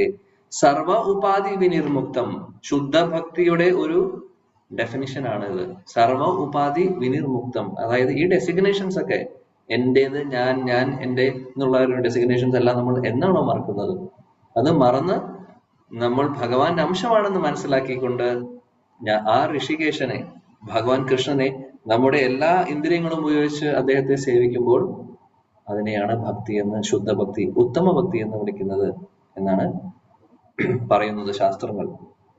ഇതാണ് നമ്മൾ ചെയ്യേണ്ടത്. ഓരോ ബദ്ധാത്മാക്കൾക്കും നിത്യമുക്തരാവാൻ വേണ്ടിയിട്ടുള്ള മാർഗമാണ് ഇത്. അപ്പോൾ അതിന് ശാസ്ത്രങ്ങൾ നമ്മളെ സഹായിക്കുന്നു. ശാസ്ത്രങ്ങളാണ് നമ്മുടെ കണ്ണു തുറപ്പിക്കുന്നത്. ശാസ്ത്രങ്ങൾ, അതുകൊണ്ടാണ് ഭഗവാൻ ഭഗവത്ഗീതയും ഭാഗവതവും ഒക്കെ നമുക്ക് തന്നിട്ടുള്ളത്. അദ്ദേഹം അവതാരമെടുത്തു വരുന്നു പഠിപ്പിക്കാൻ, പറഞ്ഞു തരാൻ. കൂട്ടത്തിൽ ശാസ്ത്രവുമായിട്ട് വരുന്നു. ഓക്കെ, അദ്ദേഹം വന്നു പോകുമ്പോൾ കുറച്ച് വർഷങ്ങളായിരിക്കും ഉണ്ടാവുള്ളൂ. എന്നാൽ ഇതൊക്കെ എല്ലാവർക്കും ഓർമ്മ വേണം, എല്ലാവരിലും എത്തിക്കണം. ഇനിയും വർഷങ്ങൾ ഒരുപാട് വരും. എല്ലായ്പ്പോഴും കൃഷ്ണനും ചൈതന്യ മഹാപ്രഭുവും വരുന്നില്ല. ബ്രഹ്മാവന്റെ ഒരു കൽപ്പത്തിൽ ഒരു പ്രാവശ്യം മാത്രമേ വരുന്നുള്ളൂ. എന്നാൽ ബാക്കിയുള്ള സമയങ്ങളൊക്കെ ആളുകൾക്ക് വേണ്ടേ? അതുകൊണ്ട് ഭഗവാൻ ശാസ്ത്ര രൂപത്തിൽ വരുന്നു. ഭാഗവത രൂപത്തിലും ഭഗവത്ഗീതയും ഒക്കെയായി അദ്ദേഹം വരുന്നു നമ്മളെ സഹായിക്കാൻ വേണ്ടി. അതാണ് ഇത്. മനസ്സിലാക്കിക്കൊണ്ട് നമ്മൾ അത് വേണ്ട രീതിയിൽ ഇത് സ്വീകരിച്ച് പാലിക്കുകയാണെങ്കിൽ ഒരു സംശയവും വേണ്ട, നമുക്ക് നിത്യമുക്തരാവാൻ സാധിക്കും. ഇന്ന് നമ്മൾ നിത്യബദ്ധരാണ്, നിത്യമുക്തരാവാൻ സാധിക്കും. കൃഷ്ണ സൂര്യ സമ മായറ അന്ധകാർ ജഹാ കൃഷ്ണ തഹനഹി മായറ അധികാർ. എവിടെയാണോ സൂര്യന്റെ സമമായിട്ടുള്ള കൃഷ്ണൻ ഉള്ളത്, അവിടെ അന്ധകാരമായിട്ടുള്ള മായയ്ക്ക് സ്ഥാനമില്ല. നമ്മൾ എപ്പോൾ ഭഗവാന്റെ അടുത്തേക്ക് തിരിയുന്നു, മായാദേവിക്ക് ഒന്നും ചെയ്യാൻ സാധിക്കില്ല. പക്ഷെ എപ്പോഴാണ് നമ്മൾ വീക്ക് ആവുന്നത്, അപ്പോഴാണ് ഝപ്പട്ടിയ താരെ മായ പിടിക്കും നമ്മളെ. അതുകൊണ്ട് നമ്മളെ സ്ട്രോങ് ആയിട്ട് എപ്പോഴും നിൽക്കാനും കണ്ടിന്യൂസ് ആയിട്ട് നമ്മൾ ഇതിങ്ങനെ കൊണ്ടുപോകാൻ സത്സംഗം അത്യാവശ്യമാണ്. എന്നും ഭാഗവതം ഭഗവത്ഗീത പഠനവും സത്സംഗങ്ങളുമാണ് നമ്മളെ മുന്നോട്ട് കൊണ്ടുവന്നത്. നമ്മൾ അത് ഇല്ലാതെ ഇരിക്കുകയാണെങ്കിൽ ഝപ്പട്ടിയെ താരെ മായ വന്നപ്പോ പിടിക്കും. ഒരു സംശയവും വേണ്ട ആ കാര്യത്തില്. ഇങ്ങനെ ഒരുപാട് പിടിച്ചിട്ടുണ്ട് നമ്മളെ ഇതിനു മുമ്പൊക്കെ. ആ പിടിയിൽ നമ്മൾ വീണു പോയിട്ടുണ്ട്. ഇനി അങ്ങനെ വീണു പോവാതിരിക്കാൻ നമ്മൾ ഓരോരുത്തരും ശ്രമിക്കേണ്ടതാണ്. അതിനാണ് നമ്മളെ സഹായിക്കുന്നത് സത്സംഗങ്ങൾ. അതുകൊണ്ട് തന്നെയാണ് ശ്രീല രൂപ ഗോസ്വാമി ഏറ്റവും പ്രധാനപ്പെട്ട ഭക്തിയുത സേവനങ്ങൾ പറഞ്ഞതിൽ അതിൽ 64 കാര്യങ്ങൾ ഭക്തിരസാമൃത സിന്ധുവിൽ പറയുന്നു. അതില് 5 കാര്യങ്ങൾ അദ്ദേഹം പറഞ്ഞു. ഏറ്റവും പ്രധാനപ്പെട്ട കാര്യങ്ങൾ ഈ 5 കാര്യങ്ങളാണ്. അതിൽ വരുന്നുണ്ട് സാധുസംഘ, അസോസിയേഷൻ. വളരെ വളരെ വളരെ അത്യാവശ്യമാണ്, വളരെ പവർഫുൾ ആണ്. നമ്മളെല്ലാവരും ആ ഒരു കാര്യത്തിൽ ഭാഗ്യം ചെയ്തിരിക്കുന്നു. ശ്രീല പ്രഭുപാദിന്റെ കാരുണ്യം കൊണ്ട്, ഗുരുജനങ്ങളുടെ കാരുണ്യം കൊണ്ട്. പക്ഷെ ഇത് വിടാതെ നമ്മൾ കണ്ടിന്യൂ ചെയ്യേണ്ടത് നമ്മുടെ ഓരോരുത്തരുടെയും ഉത്തരവാദിത്വമാണ്, അല്ലെ? നമുക്ക് അതിനൊരു ചാൻസ് കിട്ടി, അതിലേക്ക് ഇറങ്ങിയിട്ടുണ്ട്. ഇനി തിരിച്ചൊരു പുറകോട്ട് പോകേണ്ട ആവശ്യമില്ല, നമുക്ക് തിരിഞ്ഞു നോക്കേണ്ട ആവശ്യമില്ല. കഴിഞ്ഞു. ബാക്കിയുള്ളതെല്ലാം അവസാനിക്കും. ബാങ്ക് അക്കൗണ്ട് കഴിയും, നമ്മുടെ ബന്ധുജനങ്ങൾ നമ്മൾ വിട്ടുപോകും. ആരും ഉണ്ടാവില്ല നമ്മുടെ കൂടെ, ആരും ഉണ്ടാവാൻ പോകുന്നില്ല. നമ്മുടെ കൂടെ ഭഗവാൻ കൃഷ്ണനും ഭഗവാന്റെ തിരുനാമവും ഭഗവത്ഗീതയും ഭാഗവതവും മാത്രമേ നമ്മുടെ കൂടെ ഉള്ളൂ നമുക്ക് രക്ഷയ്ക്കായിട്ട്. ആരുമില്ലെങ്കിലും ഭഗവത്ഗീത ഉണ്ടാവും, കൂടെ ഭാഗവതം ഉണ്ടാവും, ശാസ്ത്രങ്ങളുണ്ട്, ഭഗവാന്റെ തിരുനാമമുണ്ട്, ഭഗവാന്റെ ശ്രീമൂർത്തി വിഗ്രഹങ്ങളും ഭഗവാനും നമ്മുടെ കൂടെയുണ്ട്. വേറെ ആരും ഉണ്ടാവാൻ പോകുന്നില്ല. അതുകൊണ്ട് നമ്മുടെ കൂടെ എന്നുമുള്ള, എപ്പോഴും ഉണ്ടാവുന്ന, ഇനിയും എപ്പോഴും ഉണ്ടാവാൻ പോകുന്ന, ഇതിനു മുമ്പും ഉണ്ടായിട്ടുള്ളൂ അദ്ദേഹം മാത്രമേ. അദ്ദേഹത്തെ മാത്രം, ഭഗവാന്റെ മറ്റുള്ള രൂപങ്ങളാണ്, നാമരൂപം, ഭാഗവത രൂപം, ഇതെല്ലാം ഭഗവാൻ തന്നെ അല്ലെ, ഭഗവാന്റെ ഒരു മാനിഫെസ്റ്റേഷൻസ് ആണ്. അപ്പോൾ അദ്ദേഹം മാത്രമേ ഉണ്ടാവുള്ളൂ. അതുകൊണ്ട് നമ്മൾ അദ്ദേഹത്തെ വിടാതെ പിടിക്കുക. സത്സംഗത്തിലിരുന്ന് കൂടുതൽ കൂടുതൽ നമുക്ക് പ്രചോദനം നേടി ഭക്തിയിൽ കൂടുതൽ കൂടുതൽ ഭക്തി സേവനങ്ങൾ ചെയ്ത് മുന്നോട്ട് പോകാൻ നോക്കുക. മറ്റുള്ളവരെ ആരെങ്കിലും ഒന്ന് വീക്ക് ആവുന്നുണ്ടെങ്കിൽ അവരെ കൈപിടിച്ച് ഉയർത്തിക്കൊണ്ടുവരേണ്ട ഓരോരുത്തർക്കും ഉത്തരവാദിത്വം ഉണ്ട് നമുക്ക്. നമ്മുടെ കൂടെയുള്ള കാര്യം, നമ്മളെല്ലാവരും ഒരേ ബോട്ടിൽ സഞ്ചരിക്കുന്നവരാണ്. ബോട്ടോ കപ്പലോ എന്ത് വേണമെങ്കിലും കണ്ടോളൂ, എടുത്തോളൂ. കപ്പലാവുന്നതായിരിക്കും നല്ലത്. കാര്യം ഇത് ഭൗതിക ലോകത്തിന്റെ മഹാസാഗരമാണ് അല്ലെ, മഹാസാഗരമാണ്. ഈ സാഗരത്തിന് ഒരു അന്തവും കുന്തവും ഇല്ല. എവിടെയാണ് എന്താണെന്ന് അറിയില്ല. ചുറ്റും നോക്കുമ്പോൾ വെള്ളം മാത്രം. എവിടെ തുടക്കം എവിടെ അവസാനിക്കുന്നു നമുക്കറിയില്ല. അപ്പോൾ അത് ഗൈഡ് ചെയ്യാൻ വേണ്ടിയിട്ട് നമുക്ക് ആരുണ്ട്? ഗുരുജനങ്ങളുണ്ട് അല്ലെ. നിർദേഹമാദ്യം സുലഭം സുദുർലഭം പ്ലവം സ്തുകൽപം ഗുരുകർണധാരം മയാനുകൂലേന നഭസ്വതേരിതം പൂമാൻ ഭവാതിം നത്തരേത്ത ആത്മഹ. ശ്ലോകത്തിൽ പറയുന്നു, ഭാഗവതത്തില്, ശ്രീമദ് ഭാഗവതത്തിൽ പറയുന്നു, നിർദേഹമാദ്യം സുലഭം സുഹൃദുർലഭം. ഒരുപാട് ജന്മജന്മാന്തരങ്ങൾ കഴിഞ്ഞിട്ട് നമുക്ക് കിട്ടിയിട്ടുള്ളതാണ് ഈ മനുഷ്യജന്മം. ഒരുപാട് ജന്മജന്മാന്തരങ്ങൾ കഴിഞ്ഞ് എല്ലാ യോനികളിലും പ്രവേശിച്ച് നമുക്ക് അവസാനം ലഭിച്ചിരിക്കുന്നു ഈ ഒരു മനുഷ്യജന്മം. അപ്പോൾ ഈ മനുഷ്യജന്മം എവിടെയാണ് ഇപ്പോൾ ഉള്ളത്? ഭൗതിക ലോകത്തിൽ, മഹാസാഗരത്തില്, ഭൗതിക ലോകത്തിലെ ഈ മായാദേവിയുടെ മഹാസാഗരത്തിലാണ് നമ്മൾ ഇരിക്കുന്നത്. എന്നാൽ നമ്മളെ ഈ ലക്ഷ്യത്തിലേക്ക് എത്തിക്കാൻ, ഭഗവാനിലേക്ക് എത്തിക്കാൻ വേണ്ടിയിട്ട് ആരാണുള്ളത്? ഒരു കപ്പിത്താനുണ്ട്. ആ കപ്പിത്താനാണ് നമ്മുടെ ഗുരു. ശിലപ്രഭുപാജിയും നമ്മുടെ ആചാര്യന്മാരും ഗുരുജനങ്ങളും ഭഗവാന്റെ തന്നെ വിസ്തരണങ്ങളാണ് അവരെല്ലാവരും അല്ലെ. ഭഗവാൻ തന്നെ പറഞ്ഞു വെച്ചിട്ടുള്ളതാണ് കപ്പിത്താന്മാരായിട്ട്. അപ്പോൾ നമ്മൾ ഈ എല്ലാവരും കൂടിയിട്ട് സങ്കല്പിക്കൂ, നമ്മൾ എല്ലാവരും കൂടിയിട്ട് സങ്കല്പിക്കില്ല, സത്യം അതാണ്. ഒന്ന് ചിന്തിക്കൂ, അത് ഒന്ന് ധ്യാനിക്കൂ ഇതിനെക്കുറിച്ച്. ഇത് സങ്കല്പം എന്ന് പറയുന്നത് നമ്മളെ സംബന്ധിച്ച് ശാസ്ത്രങ്ങളിൽ നമുക്ക് ഉപയോഗിക്കാൻ പറ്റുന്ന ഒരു നല്ല വാക്കല്ല. അതിന് നല്ലത് ധ്യാനിക്കുക. ഒന്ന് ചിന്തിച്ചു നോക്കൂ. മഹാസാഗരത്തിലിരിക്കുകയാണ്, എവിടെ തുടക്കം എവിടെ അവസാനം എന്നറിയില്ല. കടലിന്റെ നടുക്ക് എങ്ങനെ പോകണമെന്ന് അറിയില്ല. നമ്മളെല്ലാവരും, ഇവിടെ ഇരിക്കുന്ന എല്ലാവരും ആ കപ്പലുണ്ട്. നല്ല കൊടുങ്കാറ്റ് വീശുന്നു. കൊടുങ്കാറ്റ് എന്തിന്റെ കൊടുങ്കാറ്റാണ്? മായാദേവിയുടെ കാറ്റ്, ഇന്ദ്രിയ സുഖഭോഗങ്ങളുടെ കാറ്റടിച്ചുകൊണ്ടിരിക്കുകയാണ്. അങ്ങോട്ടും ഇങ്ങോട്ടും നമ്മൾ ഓരോന്നിന്റെ പുറകിൽ ഓടിക്കൊണ്ടിരിക്കുന്നു ഈ കാറ്റിന്റെ ഡയറക്ഷൻ അനുസരിച്ച്. എന്നാൽ അവിടെ കപ്പിത്താനുണ്ട്. ഒരു കപ്പിത്താനെ ഭഗവാൻ പറഞ്ഞയച്ചിട്ടുണ്ട്. ആ കപ്പിത്താനാണ് നമ്മുടെ ഗുരു.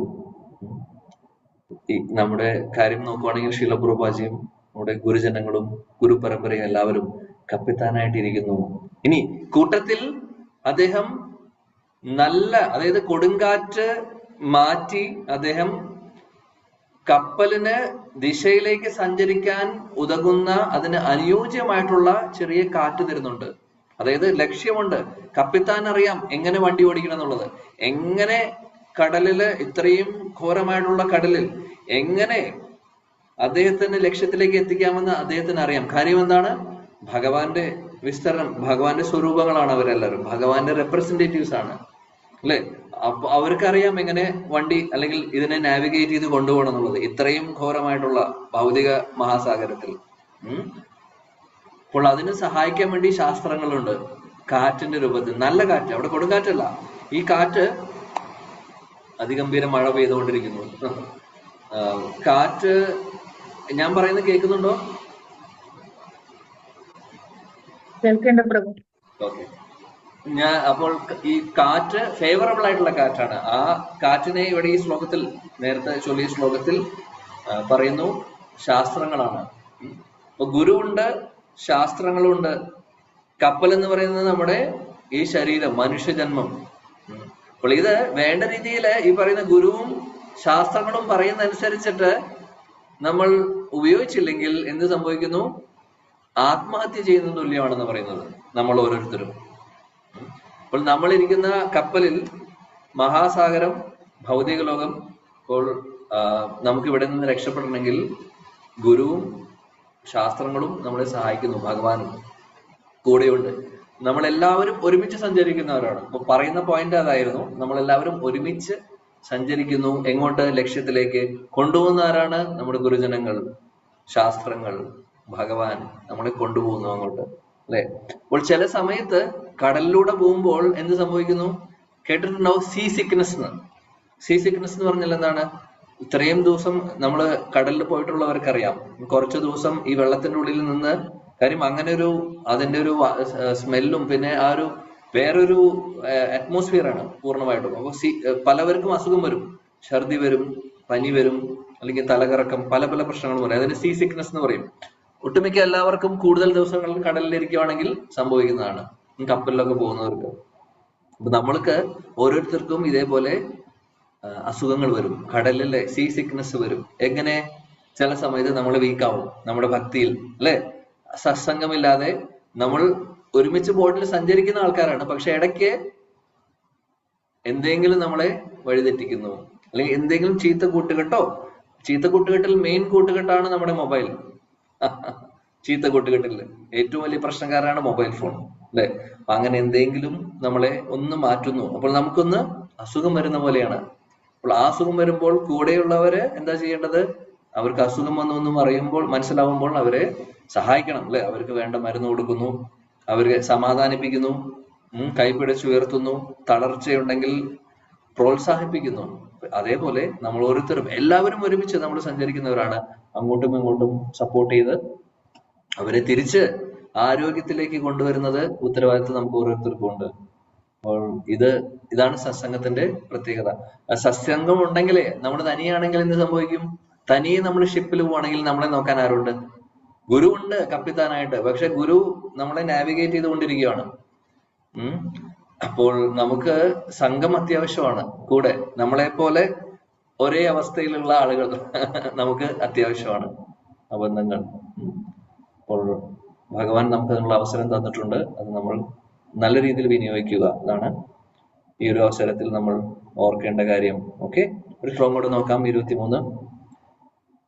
സവാ അയം യത് പദമത്ര സൂരയോ ജിതേന്ദ്രിയ നിർജിത മാതാശ്വനാഹ പശ്യന്തി ഭക്തി ഉത്കലിതാത്മലാത്മനാ നാനവേഷ സത്വം പരിമാശുട്ടും അർഹതി. യെസ്. ഹരേ കൃഷ്ണ പ്രഭു. ഹരേ കൃഷ്ണ. ഹരേ കൃഷ്ണ. ഹരേ കൃഷ്ണ പ്രഭുജി.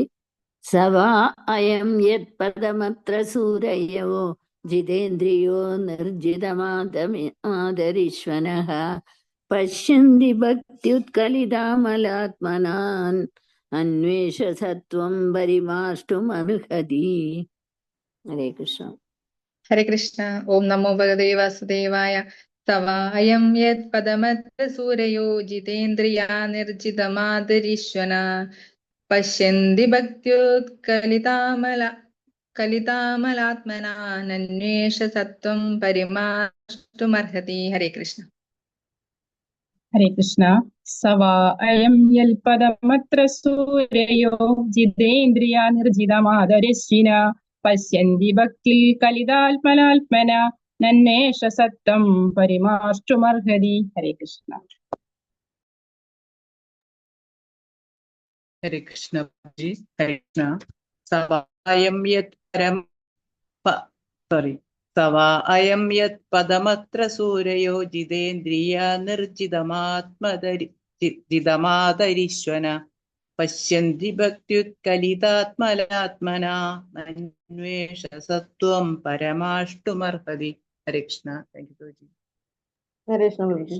ഓം നമോ ഭഗവതേ ഭഗവതി വാസുദേവായ സാവ അയം യത് പദമത്ര സൂരയോ ജിതേന്ദ്രിയ നിർജിതമാതിരശ്വനഃ പശ്യന്തി ഭക്തുൽക്കലിതാമലാത്മന അന്യേഷു സത്വം പരിമാഷ്ടുമർഹതി. ഹരേ കൃഷ്ണ. ഹരേ കൃഷ്ണ പ്രഭുജി. ഓം നമോ ഭഗവതേ വാസുദേവായ.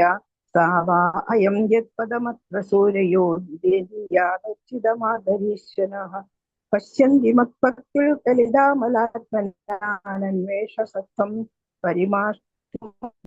ഹരേ കൃഷ്ണ.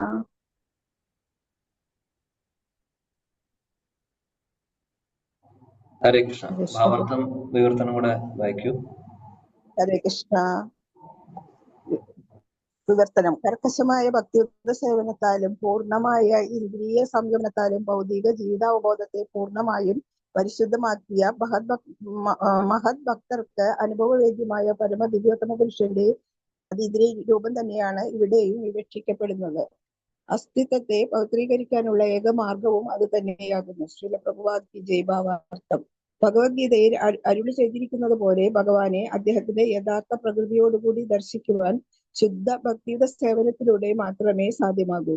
ആകയാലാണ് ഭഗവാനെ യഥാരൂപത്തിൽ അനുഭവവേദ്യമാക്കുവാൻ മനുഷ്യമായ ഭക്തിയുടെ സേവനത്തിലൂടെ സർവ്വവിധ ഭൗതിക മാലിന്യങ്ങളും ഹൃദയത്തിൽ നിന്നും നീക്കം ചെയ്യാൻ പ്രാപ്തിയുള്ള മഹാഭക്തർക്ക് മാത്രമേ സാധ്യമാകൂ എന്ന് ഇവിടെ പ്രസ്താവിച്ചിരിക്കുന്നത്. ജിതേന്ദ്രിയൻ എന്ന് വെച്ചാൽ ഇന്ദ്രിയങ്ങളുടെ മേൽ പൂർണ്ണ നിയന്ത്രണമുള്ളവൻ എന്നർത്ഥം. ശരീരത്തിന്റെ ജീവസ്സുള്ള ഭാഗങ്ങളാണ് ഇന്ദ്രിയങ്ങൾ. മാത്രവുമല്ല അവയുടെ പ്രവർത്തനങ്ങളെ നിശ്ചലമാക്കുവാൻ സാധ്യമല്ല. യോഗ പ്രക്രിയ എന്ന കൃത്രിമ മാർഗത്തിലൂടെ ഇന്ദ്രിയങ്ങളെ നിഷ്ക്രിയമാക്കുവാൻ പരിശ്രമിച്ച വിശ്വാമിത്ര മുനിയെ പോലുള്ള മഹാ ഋഷിമാരുടെ ഉദ്യമങ്ങൾ പോലും പാടെ പരാജയമാണെന്ന് തെളിയിക്കപ്പെട്ടിരിക്കുന്നു. വിശ്വാമിത്ര മഹർഷി യോഗ സമാധിയിലൂടെ ഇന്ദ്രിയങ്ങൾ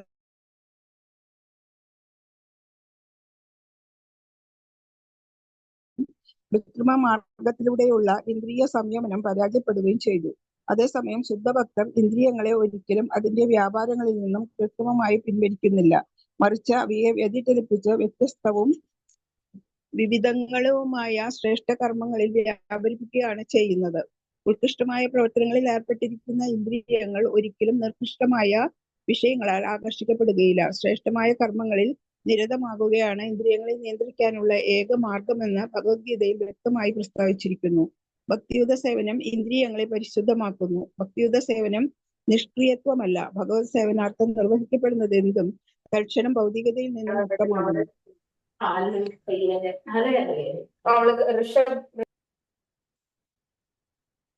ഭൗതിക സങ്കല്പം അജ്ഞത നിമിത്തം മാത്രമാകുന്നു. വാസുദേവന് ഉപരിയായി വാസുദേവനല്ലാരുമില്ല. ഈ വാസുദേവ സങ്കല്പം വിദുഷിയായ ഒരാളുടെ ഹൃദയത്തിൽ സ്വീകാര്യക്ഷമമായ അവയവങ്ങളുടെ ശ്രവണേന്ദ്രിയത്തിന്റെ സുദീർഘമായ ത്വരയ്ക്ക് ശേഷം ക്രമേണ വികസിക്കുന്നു. എന്നാൽ ഈ പ്രക്രിയ വാസുദേവനെ എല്ലാമായി സ്വീകരിച്ച് അംഗീകരിക്കുന്ന ജ്ഞാനാർജനത്തിൽ അവസാനിക്കുന്നു. ഭക്തിയുത സേവന കാര്യത്തിൽ ഇതേ മാർഗം ആരംഭം മുതൽ തന്നെ സ്വീകരിക്കേണ്ടതാകുന്നു. ദൈവകൃപയാൽ സത്യമായ സർവ്വവിജ്ഞാനങ്ങളും ഭഗവാൻ തന്നെ അന്തരംഗസ്ഥനായി നൽകുന്നതിനാൽ ശുദ്ധഭക്ത ഹൃദയത്തിൽ അവയെല്ലാം സ്വയം വെളിപ്പെടുന്നു. ആകയാൽ ഭക്തിയുത സേവന മാർഗമാക്കി ഇന്ദ്രിയ നിയന്ത്രണം സാധ്യമാക്കുകയാണ് ഏറ്റവും ലളിതമായ മാർഗം. ഹരേ കൃഷ്ണ പ്രഭുജി. ഹരേ കൃഷ്ണ. Thank you. ഇവിടെ കൃഷ്ണപുരത്തിലെ സ്ത്രീകൾ പറയുന്നു, പരമദിവ്യോത്തമ പുരുഷൻ കൃഷ്ണൻ അദ്ദേഹത്തിന്റെ രൂപത്തെ മനസ്സിലാക്കാൻ, അദ്ദേഹത്തിന്റെ രൂപം ആളുകൾക്ക് അങ്ങനെ എല്ലാവർക്കും മനസ്സിലാവില്ല, അല്ലെങ്കിൽ ഭഗവാൻ ദർശനം കൊടുക്കില്ല. രൂപത്തെക്കുറിച്ച് ദർശനം മാത്രമല്ല, ഭഗവാനെ കുറിച്ച് മനസ്സിലാക്കുവാനോ ഭഗവാന്റെ രൂപമോ ഭഗവാന്റെ നാമത്തിന്റെ ആ ഒരു പ്രാധാന്യമോ ഇതൊന്നും ആർക്കും എക്സ്പീരിയൻസ് ചെയ്യാൻ സാധിക്കില്ല ഭഗവാന്റെ കൃപയില്ലെങ്കിൽ. ആർക്കാണ് അത് സാധിക്കുന്നത് എന്നാണ് ഇവിടെ പറയുന്നത്. ഭഗവാന്റെ ആ ശ്രീരൂപത്തെ ശരിക്കും പൂർണ്ണമായിട്ടും എക്സ്പീരിയൻസ് ചെയ്യാൻ സാധിക്കുന്നത് ഭഗവാന്റെ ശുദ്ധ ഭക്തർക്ക് മാത്രമാണ്. അതാണ് ഇവിടെ പറയുന്നത് ഈ ശ്ലോകത്തിൽ. അങ്ങനെ ശുദ്ധ ഭക്തരായത് എങ്ങനെയാണ്? അവര് അനന്യ ഭക്തി ചെയ്തുകൊണ്ട്, അനന്യശ്ചിന്തയന്തോമാം, ഇന്റൻസ് ഭക്തി, ശുദ്ധ ഭക്തി. അങ്ങനെ ആ ഭക്തി പ്രാക്ടീസ് ചെയ്ത് ആത്മാർത്ഥപരമായിട്ട് ഭക്തി സേവനങ്ങൾ ചെയ്ത് മുന്നോട്ട് പോകുന്നവർക്ക് ഇന്ദ്രിയങ്ങളെ നിയന്ത്രിച്ച് ശുദ്ധ ഭക്തി പ്രാക്ടീസ് ചെയ്യുന്നവർക്ക്, ഭക്തി സേവനങ്ങൾ ചെയ്യുന്നവർക്ക് ഭഗവാന്റെ രൂപത്തെ മനസ്സിലാക്കാൻ സാധിക്കുന്നു, അല്ലെങ്കിൽ ഭഗവാന്റെ രൂപം കാണാൻ സാധിക്കുന്നു, ദർശനം കിട്ടുന്നു. ദർശനം കിട്ടുക എന്ന് പറഞ്ഞു കഴിഞ്ഞാൽ ദർശനം അത് മാത്രമല്ല ഉദ്ദേശിക്കുന്നത്, ഭഗവാനെ കുറിച്ച് മനസ്സിലാക്കുവാനും കൂടുതൽ കൂടുതൽ ഭക്തിയുത സേവനങ്ങളെ കുറിച്ച് ഉള്ള അറിവുകളൊക്കെ നേടാനും സാധിക്കുന്നു. നമ്മൾ കഴിഞ്ഞ ശ്ലോകത്തിൽ പറഞ്ഞ പോലെ നമുക്ക് ഒന്ന് സ്തുതിക്കണമെങ്കിൽ, ഭഗവാനെ ഒന്ന് സ്തുതിക്കണമെങ്കിൽ നമ്മളെ കൊണ്ട് സാധിക്കില്ല. ഭക്തിയിലൂടെ ഭഗവാൻ ആകർഷിതനായാൽ, അദ്ദേഹം നമ്മൾ അനുഗ്രഹിച്ചാൽ നമുക്ക് അത് സാധിക്കുന്നു. അപ്പോൾ ഭക്തിയുത സേവനമല്ലാതെ വേറെ ഒരു മാർഗവും ഇല്ല എന്നാണ് ഈ ശ്ലോകത്തിൽ പറയുന്നത്. നമുക്ക് എല്ലാവർക്കും ആഗ്രഹമുണ്ട് ഭഗവാനെ കാണണം, നേരിട്ട് കാണണം, ഭഗവാനെ സേവിക്കണം. ശരി, ഓക്കെ, സാധിക്കുമോ? സാധിക്കും. എന്താണ് അതിനുള്ള മാർഗം ഭക്തിയുത സേവനം മാത്രം. ഭക്തിയുത സേവനങ്ങൾ ആത്മാർത്ഥപരമായിട്ട് ചെയ്യുക, കൂട്ടത്തിൽ ഇന്ദ്രിയങ്ങളെ നിയന്ത്രിക്കുക. ജിതേന്ദ്രിയ, അല്ലെ? ഇന്ദ്രിയങ്ങളെ നിയന്ത്രിക്കല് വളരെ വളരെ പ്രധാനപ്പെട്ട കാര്യമാണ്. അതുകൊണ്ട് തന്നെയാണ് ശ്രീല രൂപ ഗോസ്വാമി പറയുന്നത്, ഭക്തിരസ ഉപദേശാമൃതത്തിൽ ആദ്യത്തെ ശ്ലോകത്തിൽ തന്നെ പറയുന്നത്, അല്ലെ? വാചോവേഗം മനസാ ക്രോധവേഗം ജിഹ്വാവേഗം ഉത്തര ഉപസ്ഥവേഗം ഏതാൻ വേഗാനിയ വിഷഹേതീര സർവം അഭിമാൻ പ്രത്യുംസ ശിഷ്യത്. അവിടെ പറയുന്നുണ്ട് ഇന്ദ്രിയങ്ങളുടെ ത്വര, ഇന്ദ്രിയ സുഖഭോഗങ്ങൾ, ഇന്ദ്രിയങ്ങളെ എങ്ങനെ നിയന്ത്രിക്കണം എന്നുള്ളത്. ഇത് ഒരു ഭക്തനെ സംബന്ധിച്ച്, ഭക്തിയിലുള്ള ഓരോരുത്തരെയും സംബന്ധിച്ച്, നമ്മുടെ ഓരോരുത്തരെയും സംബന്ധിച്ച് ആദ്യത്തെ കാൽവയ്പാണ്, അല്ലെങ്കിൽ ആദ്യം ചെയ്യേണ്ട കാര്യമാണ് ഇന്ദ്രിയങ്ങളെ എങ്ങനെയെങ്കിലും നിയന്ത്രിക്കാൻ ശ്രമിക്കുക എന്നുള്ളത്. ആ ഇന്ദ്രിയ നിയന്ത്രണം എങ്ങനെ സാധിക്കുന്നു? ഭക്തിയുത സേവനങ്ങളിലൂടെയാണ് സാധിക്കുന്നത്. പക്ഷെ നമ്മൾ കോൺഷ്യസ്ലി പല കാര്യങ്ങളും ചെയ്യേണ്ടി വരുന്നു. അവിടെ പലപ്പോഴും നമ്മൾ പറയുന്നു എങ്ങനെ ഇത് സാധിക്കുന്നു? കുറച്ച് നമ്മുടെ ഭാഗത്ത് നിന്ന് എഫേർട്ട് വേണം. അതായത് നമ്മുടെ മുമ്പിൽ ഇഷ്ടമുള്ള ഭക്ഷണം ഇരിക്കുവാണെങ്കിൽ, പ്രസാദം ഇരിക്കുവാണെങ്കിൽ, അസുഖമുണ്ട്, നമുക്ക് ഡയബറ്റീസ് ഉണ്ട്, അല്ലെങ്കിൽ എന്തെങ്കിലും കാര്യമായിട്ടുള്ള അസുഖം ഉണ്ടെങ്കിൽ ചിലപ്പോൾ ഭക്ഷണങ്ങൾ കഴിക്കാൻ പാടില്ലാത്തതുണ്ടാവും. പക്ഷെ എന്നാലും നമ്മളെ അത് ആകർഷിപ്പിക്കുവാണ്, അല്ലെ? അപ്പൊ നമ്മുടെ ഉള്ളിൽ ത്വര വരുന്നു. രൂപഗോസ്വാമി പറയുന്ന പോലെ മനസാ ക്രോധവേ ജിഹ്വാവേഗം. ഭക്ഷണം കാണുമ്പോൾ നമുക്ക് ആകർഷണം തോന്നി നമ്മൾ അത് കഴിക്കാൻ വേണ്ടി ഓടുന്നു. പക്ഷെ പ്രശ്നം എന്താണ്? നമ്മൾ അതിന്റെ പുറകിൽ ഓടുമ്പോൾ ഭഗവാനെ മറക്കണ അവസ്ഥയാണ്. കാര്യം നമ്മുടെ ഇന്ദ്രിയങ്ങളെ സുഖിപ്പിക്കുക എന്നുള്ളൊരു ഉദ്ദേശമാണ് അതിന്റെ പുറകിൽ വരുന്നത്. അങ്ങനെ വരുമ്പോൾ ഭഗവാൻ അവിടെ മാറുന്നു. പ്രസാദമാവുമ്പോഴും, പ്രസാദം ശരിയാണ്, നമ്മൾ കഴിക്കണം, ഭഗവാൻ നമ്മുടെ ശുദ്ധീകരണത്തിന് സഹായിക്കുന്നു, ഇതൊക്കെ ശരിയാണ്. എന്നാലും ജനറലി പറയുവാണെങ്കിൽ ത്വരയെ കുറിച്ച് പറയുമ്പോൾ നമ്മൾ ഇന്ദ്രിയങ്ങളെ നിയന്ത്രിക്കണം എന്നുള്ളത് വളരെ വളരെ വളരെ അത്യാവശ്യമാണ് ഭക്തിയിൽ. അപ്പോൾ ഇവിടെ ശിലപ്രഭുജി വിശ്വാമിത്ര മുനിയുടെ ഉദാഹരണമാണ് പറയുന്നത് ഭാവാർത്ഥത്തിൽ, അല്ലെ? വിശ്വാമിത്ര മുനിക്ക് എന്ത് സംഭവിച്ചു എന്നുള്ളത് നമുക്ക് എല്ലാവർക്കും അറിയാം. വിശ്വാമിത്ര മുനിക്ക്, അദ്ദേഹം സാധാരണ ഒരു വ്യക്തിയല്ല. ഒരിക്കലും വിശ്വാമിത്ര മുനിയെ ചെറിയൊരു വ്യക്തിയായിട്ട് കാണരുത്. ശ്രീരാമചന്ദ്ര ഭഗവാന്റെ ഗുരുസ്ഥാനത്തുള്ള വ്യക്തിയാണ് അദ്ദേഹം. അതുകൊണ്ട് അദ്ദേഹം വരിഷ്ഠനായിട്ടുള്ള ഭക്തനാണ്. പക്ഷെ അദ്ദേഹത്തിന്റെ ഉദാഹരണത്തിലൂടെ നമ്മളെ പഠിപ്പിക്കുന്നു, ഇങ്ങനെയുള്ള വരിഷ്ഠരായിട്ടുള്ള ഭക്തർക്ക് എങ്ങനെ ഇതൊക്കെ സംഭവിക്കുന്നു എന്നുള്ളത് ചിന്തിക്കും. പക്ഷെ ഉദാഹരണമാണ്. അവര് ഭഗവാന്റെ ലീലയിൽ പങ്കെടുത്ത് നമ്മളെ മനസ്സിലാക്കിപ്പിച്ചു തരുന്നു പല കാര്യങ്ങളും. നമ്മൾ ഭീഷ്മ പിതാമഹനെ കുറിച്ച് പറഞ്ഞതുപോലെ ശുദ്ധഭക്തനായിട്ടും ഭീഷ്മ പിതാമഹൻ നമ്മളെ ഒരുപാട് കാര്യങ്ങൾ പഠിപ്പിക്കുന്നു. ഭഗവാന്റെ എതിർപക്ഷത്ത് നിന്ന് നമ്മൾ എന്ത് ചെയ്യാൻ ശ്രമിച്ചാലും, നമ്മൾ എത്ര ശക്തിശാലി ആയാലും എന്ത് സംഭവിക്കുന്നു? നമുക്ക് തോൽവി സംഭവിക്കുന്നു. അപ്പോൾ ലോകം മുഴുവനും അദ്ദേഹത്തെ പഴിക്കും. ആ പഴിയെല്ലാം ഏറ്റുവാങ്ങാൻ തയ്യാറാണ്. കാര്യം എന്താണ്? ഭഗവാന്റെ ആഗ്രഹമായിരുന്നു നീ ഒരു ഉപകരണമായിട്ട് ഈ ഒരു വലിയൊരു തത്വം ലോകത്തിലെ എല്ലാവരെയും അറിയിപ്പിക്കണം എന്നുള്ളത്, മനസ്സിലാക്കിപ്പിക്കണം എന്നുള്ളത്. അവരത് ചെയ്യാൻ തയ്യാറാണ്. അവരുടെ പേരും പ്രശസ്തിയും സ്ഥാനവും ബഹുമാനവും ഒന്നും നോക്കുന്നില്ല അവര്. അതേപോലെയാണ് ഇന്ദ്രനാണെങ്കിലും വിശ്വാമിത്ര മുനിയാണെങ്കിലും. നമ്മൾ പലപ്പോഴും ഈ ഉദാഹരണങ്ങൾ കാണാം, പല തവണ ശാസ്ത്രങ്ങളിൽ കാണാം ഇന്ദ്രദേവന് സംഭവിച്ചതും, ഇന്ദ്രിയ സുഖഭോഗങ്ങളുടെ പുറകിൽ ഓടുന്നത്. അതുകൊണ്ട് പലപ്പോഴും ഇന്ദ്രദേവനെ പലവരും മോശമായിട്ട് കരുതുന്നു. പക്ഷെ ഒരിക്കലുമല്ല, അദ്ദേഹം വരിഷ്ഠനായിട്ടുള്ള ഭക്തനാണ്. അല്ലെങ്കിൽ ഒന്ന് ആലോചിച്ച് നോക്കൂ, ദേവന്മാരുടെ രാജാവാണ്. ഇന്ദ്രനെ പോലെ ഈ ചന്ദ്രദേവനും സൂര്യദേവനും ഒക്കെ അവരെക്കാളൊക്കെ മുകളിലാണ് ഇന്ദ്രദേവന്റെ സ്ഥാനം. 100 അശ്വമേധ യജ്ഞം ചെയ്തിട്ടുള്ള വ്യക്തിയാണ്. അങ്ങനെ ആർക്കും കിട്ടുന്ന ഒരു പൊസിഷൻ അല്ല അത്. ഇന്ദ്രദേവൻ ഭക്തനാണ്, ഒരു സംശയവുമില്ല. അദ്ദേഹവും തയ്യാറാണ് ഭഗവാന്റെ ഉപകരണമാവാൻ വേണ്ടി. മറ്റുള്ളവരെ എന്നെ തെറ്റിദ്ധരിച്ചാലും കുഴപ്പമില്ല, ഞാൻ തയ്യാറാണ് ആ ഒരു പൊസിഷൻ എടുക്കാൻ. വിശ്വാമിത്ര മുനിയാണെങ്കിലും ഇവരെല്ലാവരും. അതുകൊണ്ട് ഈ ഉദാഹരണങ്ങളെ നമ്മൾ അങ്ങനെയാണ് നോക്കി കാണേണ്ടത്. ഒരിക്കലും ഒരു ചെറിയ രീതിയിൽ പോലും നമ്മൾ തോന്നരുത് നമുക്ക് എന്ത് അവര് പോരാ എന്നുള്ളത്. നമ്മളെ പഠിപ്പിക്കാൻ വേണ്ടിയിട്ട് ഭഗവാൻ ഇവരെല്ലാവരെയും ഉപയോഗിക്കുന്നു, അത്രയേ ഉള്ളൂ. എന്നാൽ ഇതേപോലെ തന്നെ വേറൊരു വ്യക്തി ഉണ്ടായിരുന്നു. ആരാണത്? ശ്രീല ഹരിദാസ് ഠാക്കൂർ.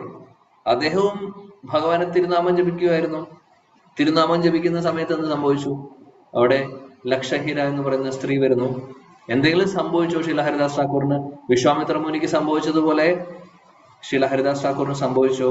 സംഭവിച്ചില്ല. അപ്പോൾ ഈ രണ്ട് ഉദാഹരണങ്ങളും പല സ്ഥലങ്ങളിലും ശ്രീല പ്രഭുപാദി പറയുന്നത് കാണാം. കാര്യം വിശ്വാമിത്ര മുനി കൂടുതലും ഒരു യോഗ, ഒരു അഷ്ടാംഗ യോഗത്തിന്റെ ഒരു പ്രാക്ടീഷണർ ആയിരുന്നു. എന്നാൽ ശ്രീല ഹരിദാസ് ഠാക്കൂർ അങ്ങനെയായിരുന്നില്ല, ശുദ്ധ ഭക്തിയോഗത്തിന്റെ പ്രാക്ടീഷണർ ആയിരുന്നു.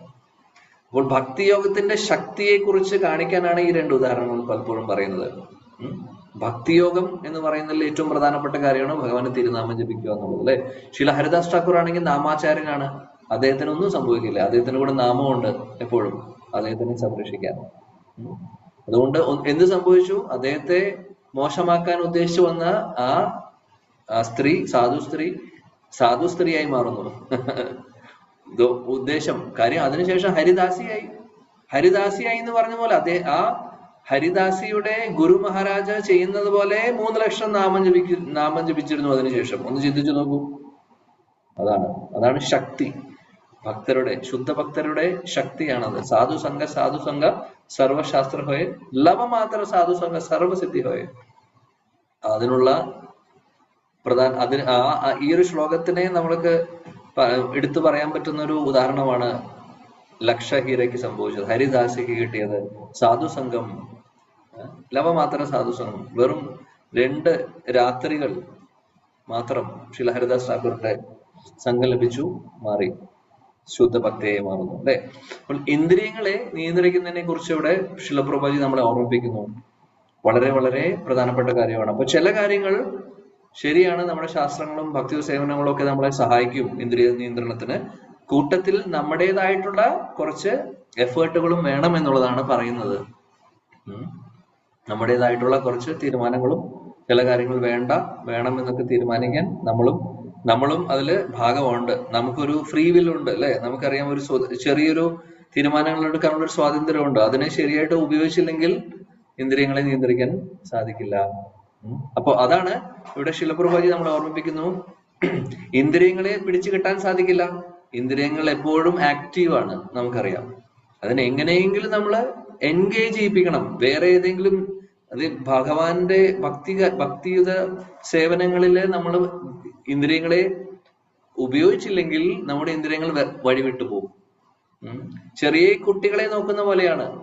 ചെറിയ കുട്ടികളെ അച്ഛനും അമ്മയും വഴി തെറ്റാതെ അവരെ നേർവഴിക്ക് നയിക്കാൻ വേണ്ടി അവരെപ്പോഴും അവരുടെ ശ്രദ്ധയിൽ ഉണ്ടാവും, അല്ലെ?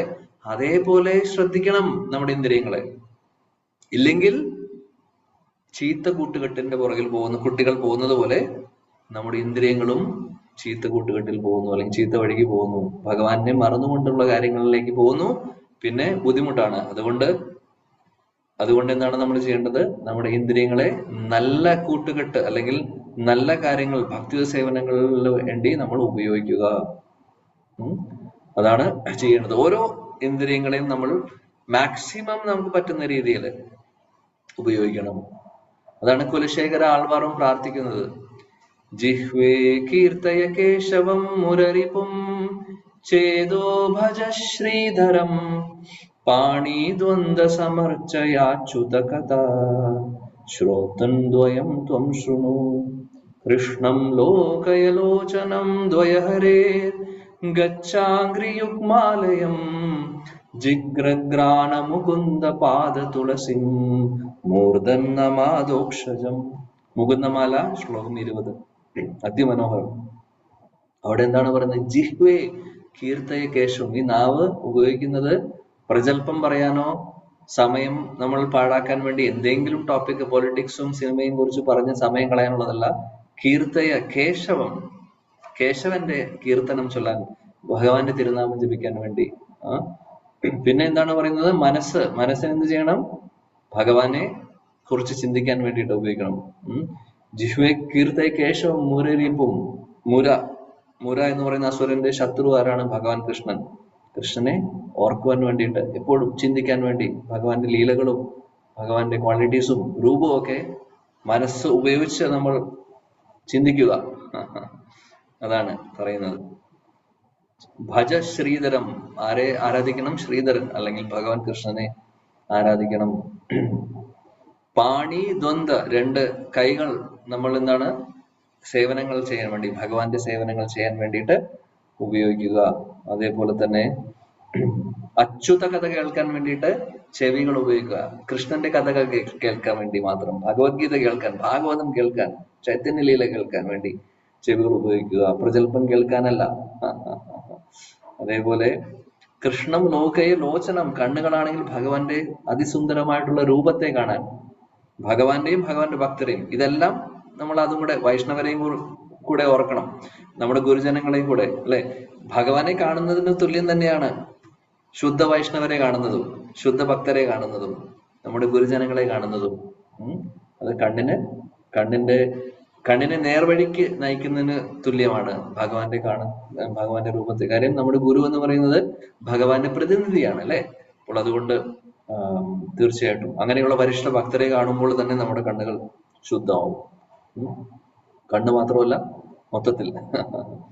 കൃഷ്ണം ലോകയെ ലോചനം ദ്വയഹരേ ഗച്ഛാംഗ്രി യുഗ്മാലയം. കാലുകളാണെങ്കിൽ തീർത്ഥസ്ഥലങ്ങളിലേക്ക് പോവാനും അതേപോലെ തന്നെ അമ്പലങ്ങളിലേക്ക് പോവാനും അതേപോലെ ധാം യാത്രയ്ക്കൊക്കെ പോകാനും വേണ്ടി മാത്രം ഉപയോഗിക്കുക എന്നുള്ളത്. അങ്ങനെ ഉപയോഗിക്കണം എന്ന് കുലശേഖര ആൾവാർ പ്രാർത്ഥിക്കുകയാണ്. ജിഗ്രഗ്രാണ മുകുന്ദ പാദ തുളസി. ഭഗവാന്റെ തൃപ്പാദങ്ങളിൽ സമർപ്പിച്ചിട്ടുള്ള ആ പ്രസാദമായിട്ട് ലഭിച്ചിട്ടുള്ള ആ തുളസി ദളത്തെ മണക്കാൻ വേണ്ടി മാത്രമായിരിക്കട്ടെ എന്റെ മൂക്കുകൾ. പിന്നെന്താണ് പറയുന്നത്? മൂർധൻ നമാദോക്ഷജം. ഈ നെറ്റിയാണെങ്കിലോ ഈ ശരീരമാണെങ്കിലോ അത് ആ ഭഗവാൻ കൃഷ്ണന്റെ തൃപാദങ്ങളിൽ നമസ്കരിക്കാൻ വേണ്ടി. അതിസുന്ദരമായിട്ടുള്ള ശ്ലോകം. ഇതേ കാര്യം തന്നെയാണ് അംബരീഷ് മഹാരാജാവിന്റെ സവൈ മന കൃഷ്ണ പദാരവിന്ദയോ എന്ന് പറയുന്ന ശ്ലോകങ്ങളിലും വരുന്നത്. ഓരോ ഇന്ദ്രിയങ്ങളെ ഭഗവത് സേവനങ്ങളിലേക്ക് എങ്ങനെ ഉപയോഗിക്കുന്നു എന്നുള്ളത്. അപ്പോൾ അതുകൊണ്ട് കുലശേഖര ആൾവാർ പ്രാർത്ഥിക്കുന്നതാണ്, എന്റെ ഇന്ദ്രിയങ്ങളൊക്കെ ഇല്ലെങ്കിൽ വഴിമാറിപ്പോവും, അതുകൊണ്ട് അങ്ങയുടെ സേവനങ്ങളിലേക്ക് ഉപയോഗിക്കാൻ വേണ്ടി അദ്ദേഹം പ്രാർത്ഥിക്കുന്നു. ഓരോ ഇന്ദ്രിയങ്ങളും എടുത്തെടുത്ത് പറഞ്ഞുകൊണ്ട്. അപ്പോൾ അവർ ചെയ്യുന്നത് പോലെ കോപ്പി ചെയ്യാൻ സാധിക്കില്ലെങ്കിലും നമുക്ക് പറ്റുന്ന രീതിയിൽ അത് ഫോളോ ചെയ്യാൻ നോക്കാം. പറ്റുന്ന രീതിയിൽ നമ്മുടെ നമുക്ക് സാധിക്കുന്ന രീതിയിൽ നമുക്കത് ഫോളോ ചെയ്യാൻ ശ്രമിക്കാം. ഇതാണ് കാര്യം. വളരെ ഇമ്പോർട്ടന്റ് ആണ്. നമ്മുടെ ഇന്ദ്രിയങ്ങൾ എന്ന് പറയുന്നത് ശീല വിശ്വനാഥ് ചക്രവർത്തി ഠാക്കൂർ പറയുന്നത് പോലെ അദ്ദേഹത്തിന്റെ ശ്ലോകത്തിൽ പറയുന്നു, നമ്മുടെ വാക്കുകളും ഇന്ദ്രിയങ്ങളും എന്ന് പറഞ്ഞു കഴിഞ്ഞാൽ കുറുമ്പുള്ള പശുക്കുട്ടികളെ പോലെയാണ്. വൃന്ദാവനത്തിലെ കുറുമ്പുള്ള പശുക്കുട്ടികൾ എന്താണ് ചെയ്യുന്നത്? കൃഷ്ണൻ കൃഷ്ണൻ മേയ്ക്കാൻ കൊണ്ടുപോകുന്ന സമയത്ത് ചിലപ്പോൾ അവര് കുറുമ്പ് കാണിക്കാൻ വേണ്ടിയിട്ട് വെള്ളം കുടിക്കാൻ ദാഹിച്ചാല് നല്ല വെള്ളം പോയി യമുനയിൽ പോയി കുടിക്കുന്നതിന് പകരം മോശം വെള്ളം കുടിക്കാൻ വേണ്ടി വേറെ എവിടെയെങ്കിലും പോകും. അപ്പോൾ ആ സമയത്ത് ശില വിശ്വനാഥ് ചക്രവർത്തി ഠാക്കൂർ പറയുന്നു, എന്റെ ഇന്ദ്രിയങ്ങൾ അങ്ങനെയാണ്, അതേപോലെയാണ്, കുറുമ്പുള്ള പശുക്കിടാങ്ങളെ പോലെയാണ്. ചിലപ്പോൾ നല്ല യമുന നദിയിലെ വെള്ളമുണ്ട്, പക്ഷെ അത് മറന്നുകൊണ്ട് വേറെ മോശമായിട്ടുള്ള ശുദ്ധമല്ലാത്ത വെള്ളം കുടിക്കാൻ വേണ്ടി പോകുന്നു. അപ്പോൾ അദ്ദേഹം പ്രാർത്ഥിക്കുകയാണ്, അതുകൊണ്ട് ഓ കൃഷ്ണ, അങ്ങയുടെ കയ്യിലുള്ള ആ വടിയുണ്ടല്ലോ, പശുക്കളെ മേയ്ക്കാനുള്ള വടിയുണ്ടല്ലോ, ആ വടി ഉപയോഗിച്ചിട്ട് ഞാൻ എവിടെയെങ്കിലും മോശം വെള്ളം കുടിക്കാൻ പോവാണെങ്കിൽ അവിടെ നിന്ന് എന്നെ ഓടിക്കുക. എങ്ങോട്ടേക്ക്? നല്ല വെള്ളത്തിലേക്ക്. യമുന നദിയിലെ പരിശുദ്ധമായിട്ടുള്ള വെള്ളത്തിലേക്ക്. അതായത് നമ്മൾ ഭക്തിയുത സേവനങ്ങളായിട്ട് അതിനെ കാണാം. ഭക്തിയുത സേവനങ്ങളിലേക്ക് നമ്മളെ എത്തിക്കുക. അതേ നേരെ മറിച്ച് നമ്മുടെ ഇന്ദ്രിയങ്ങൾ എങ്ങോട്ട് ഓടുമ്പോൾ? മോശമായിട്ടുള്ള കാര്യങ്ങളിലേക്ക് ഓടുമ്പോൾ കൃഷ്ണന്റെ ആ കയ്യിലുള്ള പശുക്കളെ മേയ്ക്കുന്ന വടി ഉപയോഗിച്ച്, ഓ കൃഷ്ണ എന്റെ ഇന്ദ്രിയങ്ങളെ ഒന്ന് നിയന്ത്രിക്കൂ, എന്നിട്ട് എങ്ങോട്ടേക്ക് കൊണ്ടുവരണം? ഭഗവാന്റെ തൃപാദങ്ങളിലേക്ക്, സേവനങ്ങളിലേക്ക് കൊണ്ടുവരൂ. അതിമനോഹരമായിട്ടുള്ള പ്രാർത്ഥന. അപ്പോൾ ആ ഒരു പ്രാർത്ഥനയോടുകൂടി നമുക്കും ഇന്നത്തെ ഈ ഒരു ശ്രീമദ് ഭാഗവതം പഠനം, ചർച്ച, സത്സംഗം ഇവിടെ അവസാനിപ്പിക്കാം. ഹരേ കൃഷ്ണ കൃഷ്ണ കൃഷ്ണ ഹരേ ഹരേ, ഹരേ രാം രാം രാം ഹരേ ഹരേ. ഗ്രന്ഥ ശ്രീമദ് ഭാഗവതം की जय, जगद्गुरु शिला प्रभुपाद की जय, समवेद गौर भक्त वृंद की जय, निताय गौर प्रेमानंदे। हरे कृष्णा, हरि बोल। Thank you.